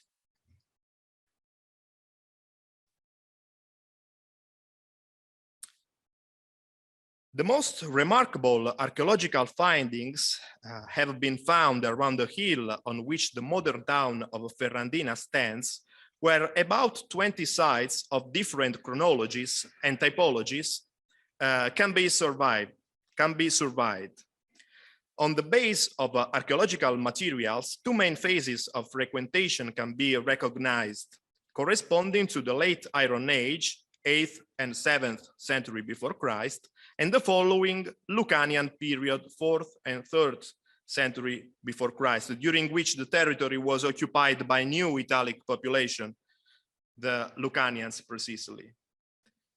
The reasons for this settlement prominence mostly can be found in the availability of natural resources, water, wood, agriculture, and in the crucial position within the framework of the ancient trade roads, a fundamental link between the Ionian coast and the hinterland of Basilicata along the Basento and the Salandrella-Cavone river axis. The sites referable to the most ancient phases of occupation of the territory are located around the slopes of the Ferrandina Hill.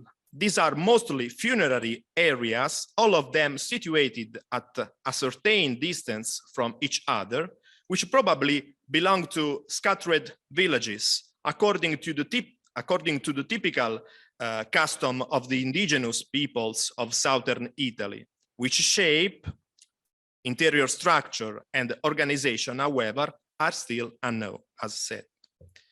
Anyway, these modus habitandi had to be connected to the control of the viability, economic resources, and water supply.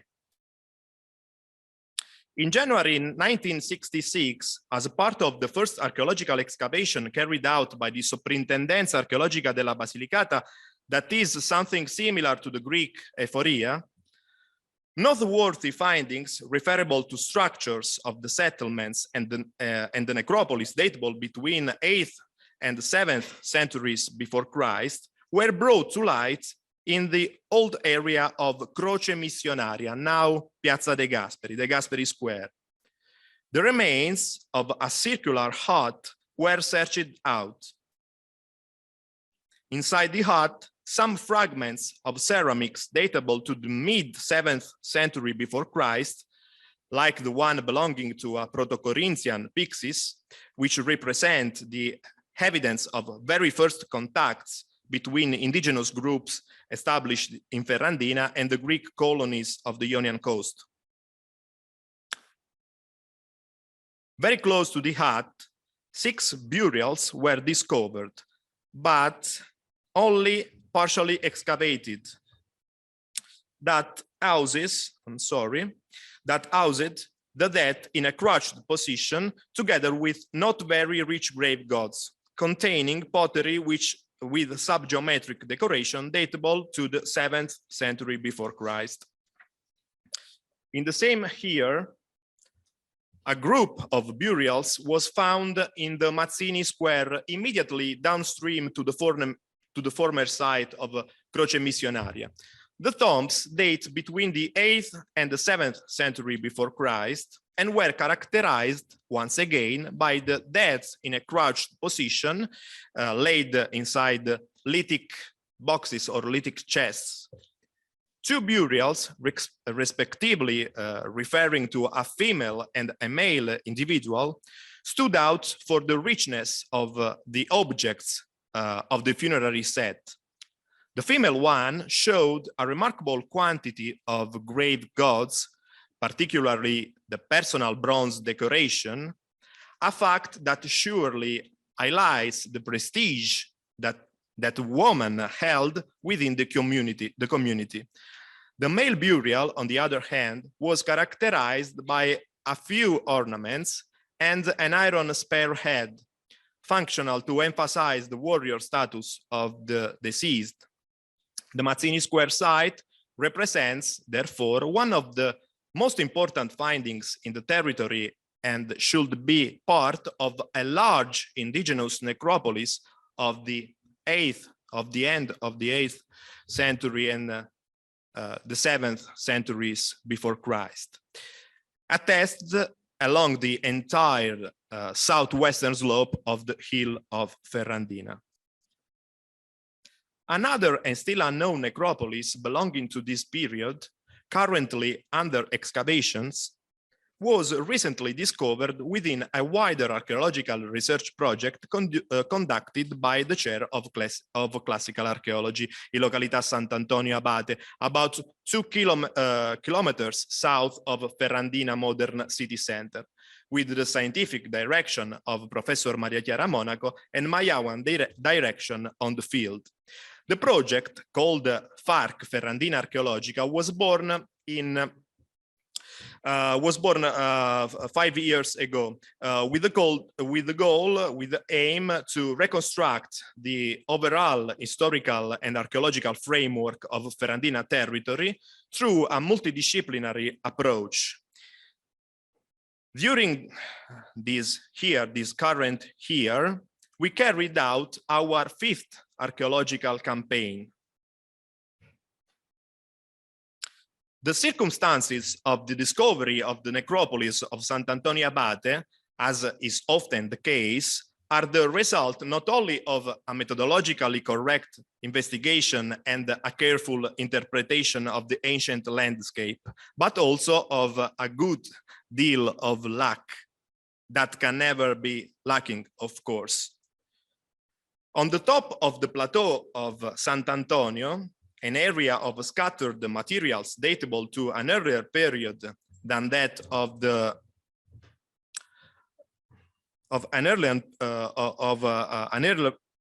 an earlier period was identified, which was then carefully surveyed through remote sensing techniques. The results of these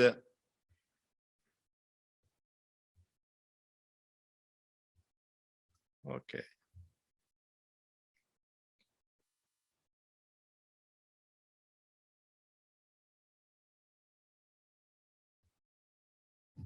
Okay, thank you. I'm sorry. The results of these analyses revealed a series of soil marks that were likely to correspond to a non-random unearthed structures placed rather close to each other. In June 2019, therefore, we decided to carry on a small stratigraphic excavation which brought to light 4 burials datable around the mid-7th century before Christ.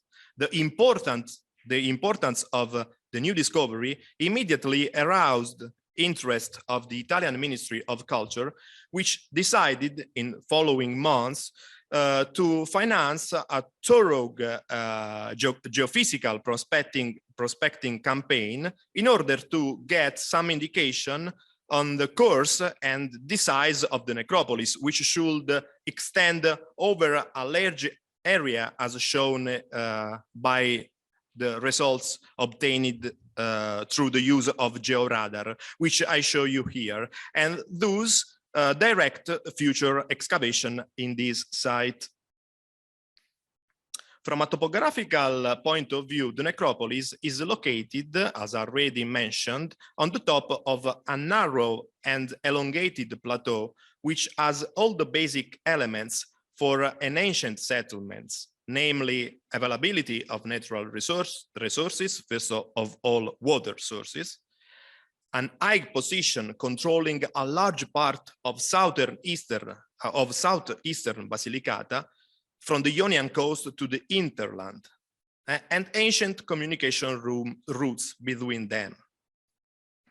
It is not yet possible currently to define exactly the limits and the dynamics of the development of the necropolis, which, however, would indicatively seems to have extended rather steadily and consistently in a south-north direction along the northern slope of the plateau. It is reasonable to imagine that the relevant village was installed in the central and the higher part of the plateau itself, in which, however, no systematic researches has yet been conducted. From 2019 to 2022, this portion of Sant'Antonio necropolis has given back 29 tombs within an area completely inviolate and only minimally affected by agricultural works. With few exceptions, in fact, the site looks like an almost intact archaeological deposit. From the point of view of space articulation, the tombs seems to be spreaded seamless within at least 3 different funerary agglomerations, likely corresponding to groups of individuals linked together by close kin ties. At the center of each agglomeration, couple of burials belonging to adult individuals seems to be placed, around which the other burials are arranged centripetally with those of children and sub-adults at the borders.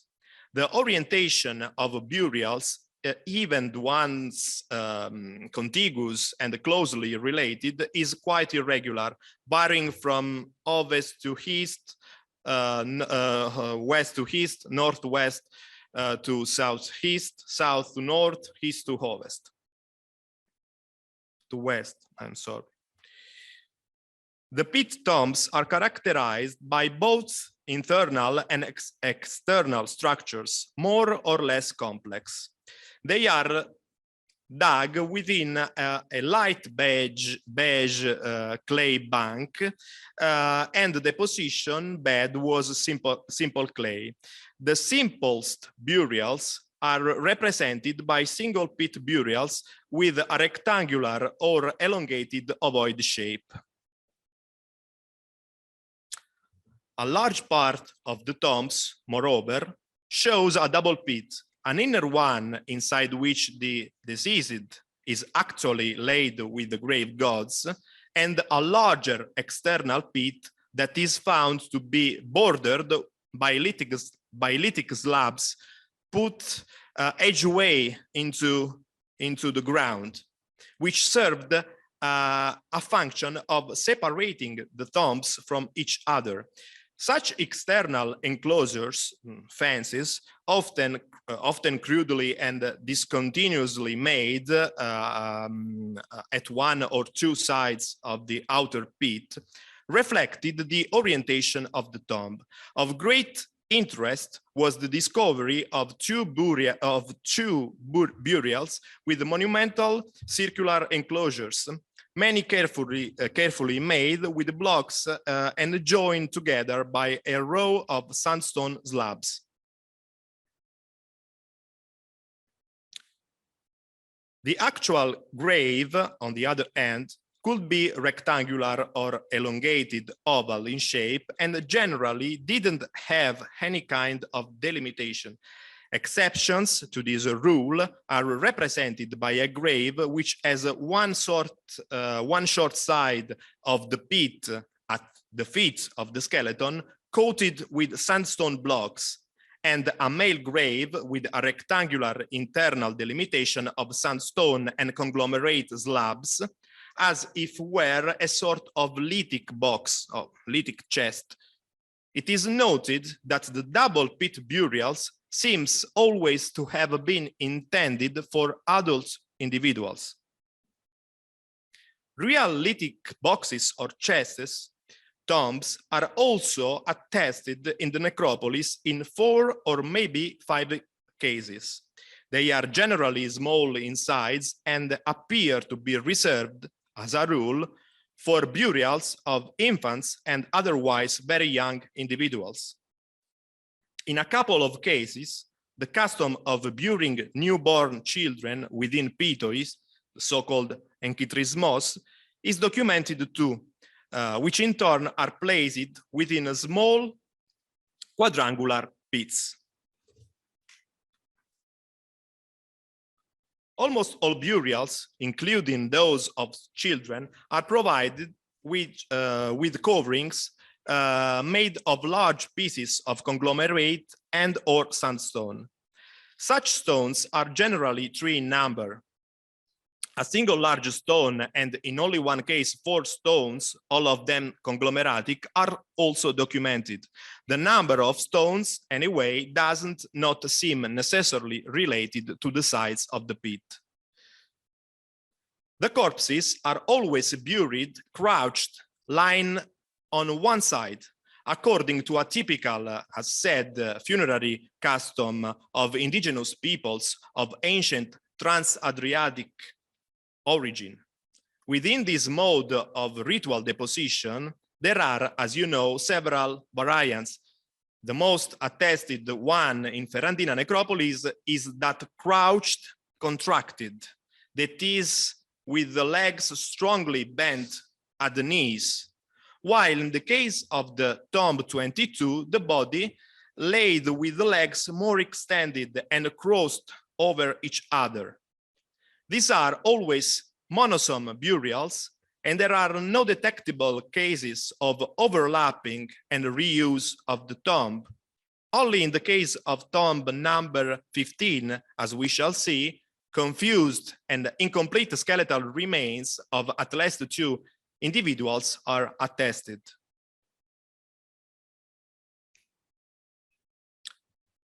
In the case of the latter burial, tomb 15, the stratigraphy allows us reconstructing a voluntary post-funerary manipulation of the grave and the corpse. The lithic coverage of the burial appears to have been torn away in the lower part of the pit, within which lays only the skull of an adult male, because of the presence of an iron spearhead. Perhaps originally the only one recipient of the burial before it was reopened to transfer the skeletal remains of another individual. The latter were thrown into the grave, mixed with the totally dislocated torso and the leg bones of the burial holder, and piled up without any regard in the lower part of the burial. Once the pit was filled again with earth, the stone coverage, the stone coverings, was no longer restored, and at that point was left an incoherent heap of pottery fragments, almost circular in shape, probably the relics of a ritual action for the new closure of the tomb. What were the reason why this post-funerary action is unclear, but it's obvious, on my opinion, that this was not a functional action. If Professor Bosnakis, who is a great specialist about funerary archaeology, has any opinion or any reflection about this burial, I will be very happy to listen to him. Similarly, I would like to know the professor's opinion about this other particular burial, perhaps not situated immediately near to the previous one by chance, whose poor grave gods don't allow to identify the gender of the dead, but she is a woman, on my opinion. In this specific case, the burial had an almost untouched coverage. The bones of the skeleton are quite well preserved, but the skull is completely missing, and in its place were instead placed these 3 bronze sticks of different sizes, which are not related to any specific ornamental or functional object, another little mystery of the Ferrandina necropolis. The deceased was accompanied on his or her afterlife journey by a funerary equipment consisting of pottery vessels, weapons, personal ornaments, or functional objects made of chipped stone, all arranged near the skeleton. The vessels, in particular, were laid near the feet or the head, while the weapons along the side of the owners of the tomb, who wore clothes as evidenced by the presence of fibulae, and in the case of female burials, complex ornamental parures made of bronze, iron, amber, and other materials, as we will see. The presence of ornamental parures, therefore, allow us to identify with some confidence the gender of the deceased as female, while the presence of weapons refer to a typically male custom. In all cases where this gender differentiation is certain, the men are placed in the burial on the right side, are led on the right side, while the women on the left side.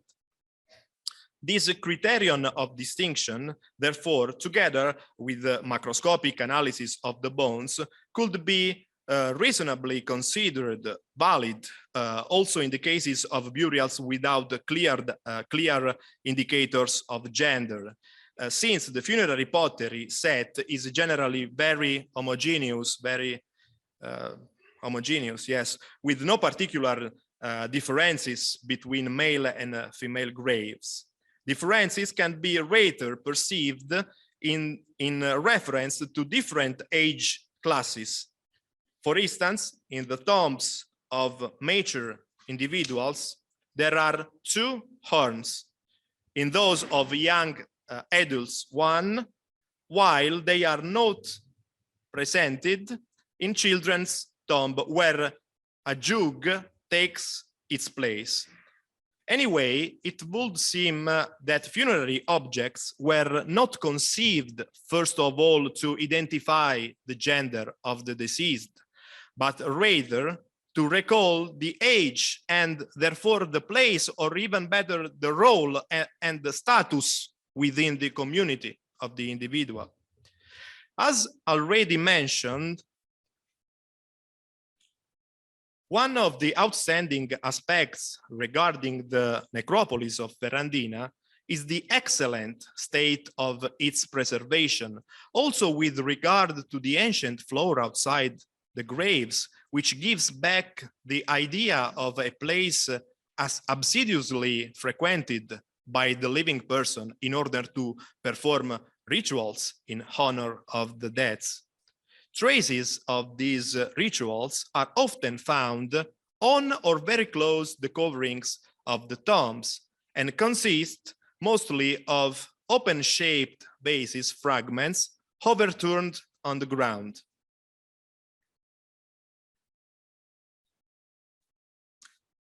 Other Other relics of these pre or post-funerary ceremonies have also been found in the free spaces between the tombs and consist of small deposits of almost intact materials, pottery, fibulae, and other bronze objects that, at least apparently, don't seem to belong to any burials.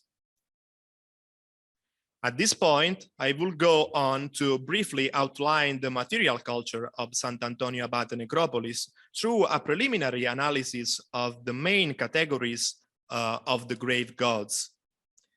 With regard to the pottery equipment, the most important place is occupied by the local matte-painted pottery with geometric decoration. Shapes and decorations attested in the necropolis are linked with the craft tradition of the Iapygian area, and in particular belong to the subgeometric pottery production of the Bradano area, which, as mentioned above, was an internal canton of the Peucetian world. Their chronology, therefore, fits in the advanced 7th century before Christ. Technical, formal, and decorative aspects of matte-painted pottery are closely connected with the ethnocultural area in which they are produced, and consequently, they convey strongly identity values.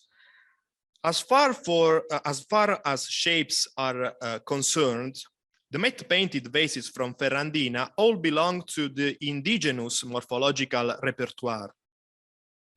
These are mainly closed shapes suitable for containing, transporting, and pouring.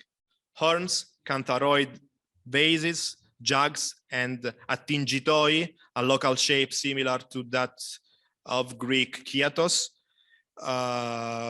Open shapes, on the other hand, are limited to scodelle, large one-handled cups, documented also in the impasto ware class.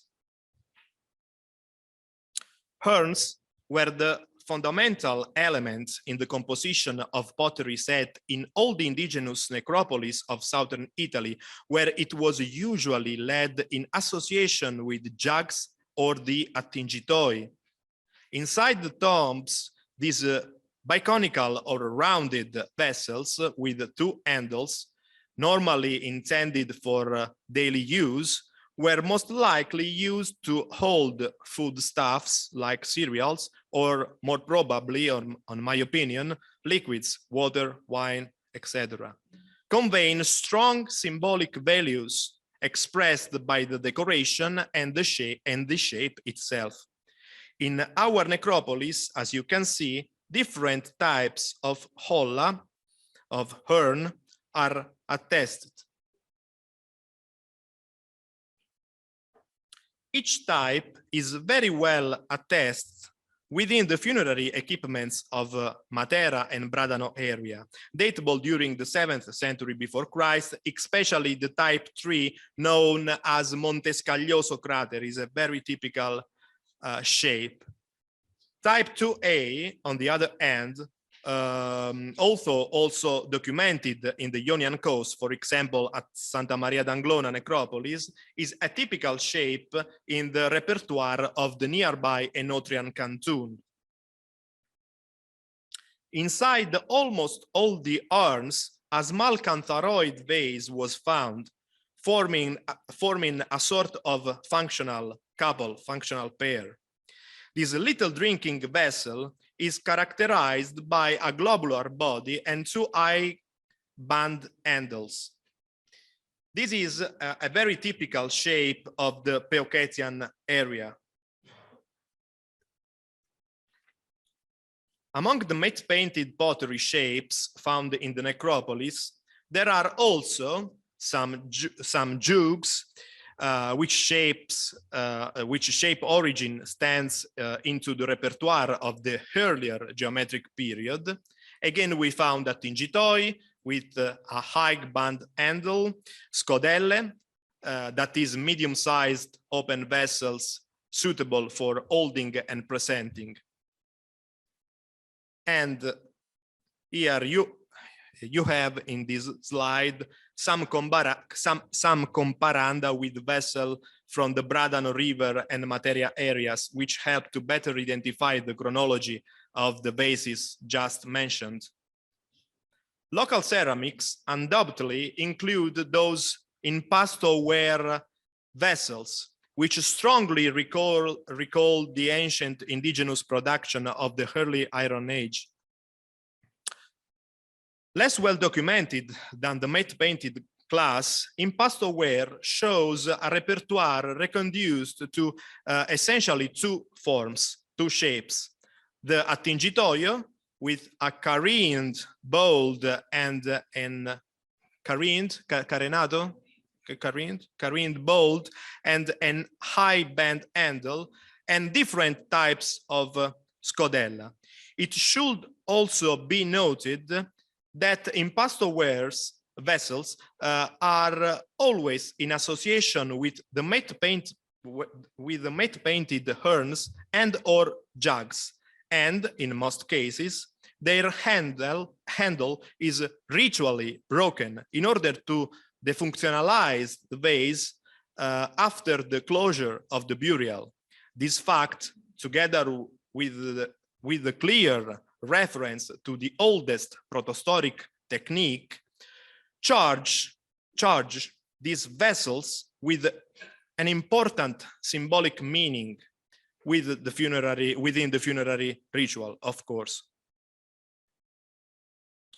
Of the greatest interest, finally, is this two-handled cap with the fillets decoration on the lip, with the line decoration on the lip, which is until now the only example of Greek imported pottery from the necropolis. The interest lies in the circumstance that this exotic vessel was found within a female burial with a very rich ornamental set, the tomb 25. Perhaps the richest one so far documented in the necropolis, and that it replaces the traditional one-handled impasto scodella of the protohistoric tradition as much of an identity for this community as possible, sharing moreover the ritual of breaking one of the handles, as you can see in this image. This is a vase of colonial production with evident Proto-Corinthian derivation and very common, especially in the second half of the 7th century before Christ on the Ionian coast, in the area under the influence of Syris, where they certainly were produced, but also in the Bradano and in the Matera areas, as attested by this sample on the right, very similar to ours from Timmari, San Salvatore. This vase is the first and the only evidence of concrete contact between the indigenous group living around the hill of Ferrandina and the first Greek colony found on the coast of Basilicata, Syris, thus providing us with an important chronological indication. Both the male and in particular the female tombs are marked by personal ornaments made of bronze, iron, amber, glass paste, and mother of pearl or polymaterial, sometimes in such conspicuous association and quantities that they can be called emerging. Fibulae are found in almost all the burials, regardless of the gender and the age of the deceased, with different types depending on the material in which they were made. They are objects classifiable among personal ornaments, of course, which especially in contexts such as funerary ones, turn out to be invested with strong symbolic values, but it is evident that they have, first of all, a practical function. That is that of securing ancient garments. As for the bronze fibulae, they're very well attested in the necropolis. The most frequent type documented in almost all the burials is that of the so-called precertosa, which you can see in the left side of the slide. The precertosa 1, which this is a typology widespread in other funerary contexts of southern Italy, especially in Campania and also in Basilicata, datable to the second half of the 7th century before Christ. Armillas and simple bronze bracelets are also found in the richest women's graves. Longer armillas were worn around the arm, while shorter ones were placed around the wrists. As already said, some ornaments made of amber, such as necklaces with a rounded or configured vegue, were found. Their value depends on their provenance, since amber, at least for the pre-Roman period, is an organic material which comes from the Baltic region, to which, moreover, therapeutic and magical values were attributed. The presence of such artifacts is therefore a wealth index for the indigenous communities who used them. Interestingly, these amber jewelries are comparable with the richest female Enotrian burials of the 7th century before Christ, while amber objects found in the funerary contexts of the other indigenous peoples of ancient Basilicata are much more uncommon. Enriching the documentation of the necropolis ornamenta are many other bronze findings, more or less well preserved, as you can see, again belonging to female tombs. In this other slide, you can see some ornamental objects in their discovery context within the burial. They composed a traditional suite, very complex and rich, that especially with regard to women's tombs covered the corpse almost entirely. Those women of indigenous communities had robes, dresses, and ornaments that accompanied their existence, were displayed on public occasions, showed off perhaps on their wedding day, and then buried with them forever. Unfortunately, nothing is preserved of the textiles of these traditional dresses, but these should have been just as lavish as their ornamentation in non-perishable materials. And it is in particular, as said, the nearby Enotrian cultural area that offers the most exact comparisons with Ferrandina ornamental parures, attesting once again to a local material culture that was open to neighboring ethnocultural realities, and in particular to the Enotrian one.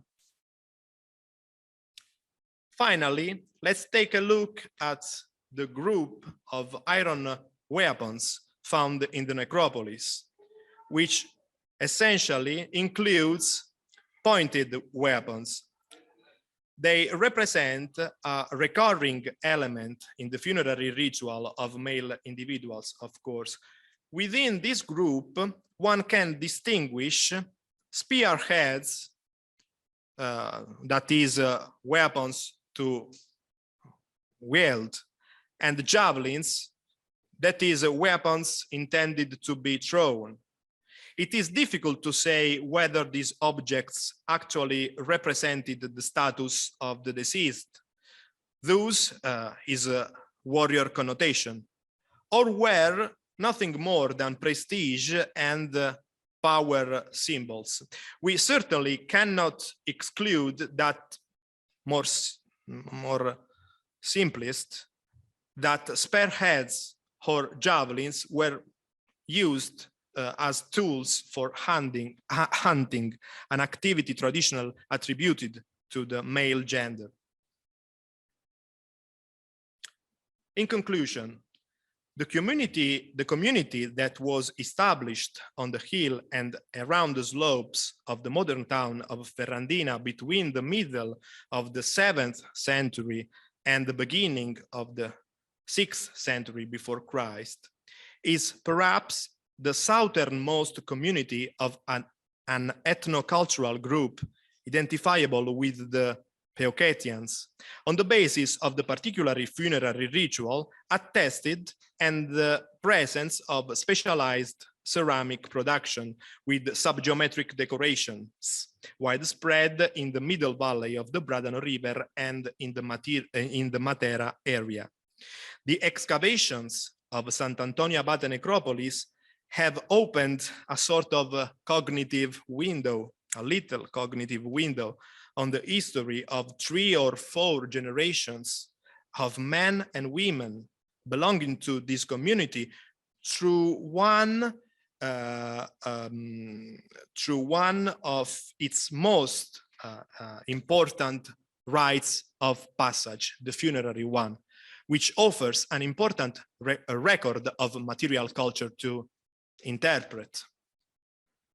The artifacts placed in the burials, in fact, reveal a part of the cultural universe of this center, which appears to be marked by a strong indigenous identity. This identity is strongly shown in the matte painted and in impasto pottery, with their repertoire of decorations and shapes, the result of lost mindsets and of centuries of craft traditions handed down from generation to generation, but also symbols of daily activities, which later became rituals involving each member of the community.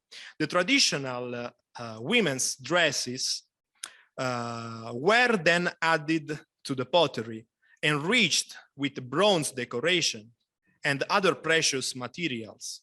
Men, on the other hand, shows off weapons and pottery, practical and symbolic elements at the same time, which were firmly rooted in local traditions.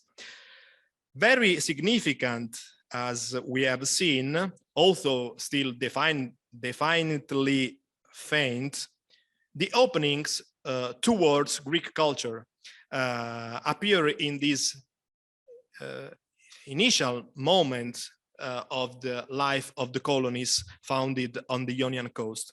Moreover, on the basis of the few data available, the only perceptible Greek influence seemed to be that of Syris, more than that of Metaponto, nearest to Ferrandina, closest to Ferrandina, with which no interactions of any kind seems to be yet established. This is, in fact, an early stage in the life of the Achaean colony, which in those decades was just starting to organize its urban structure and that of its chora, whose extension shouldn't have involved the territory of Ferrandina. It was behind the Escatia. However,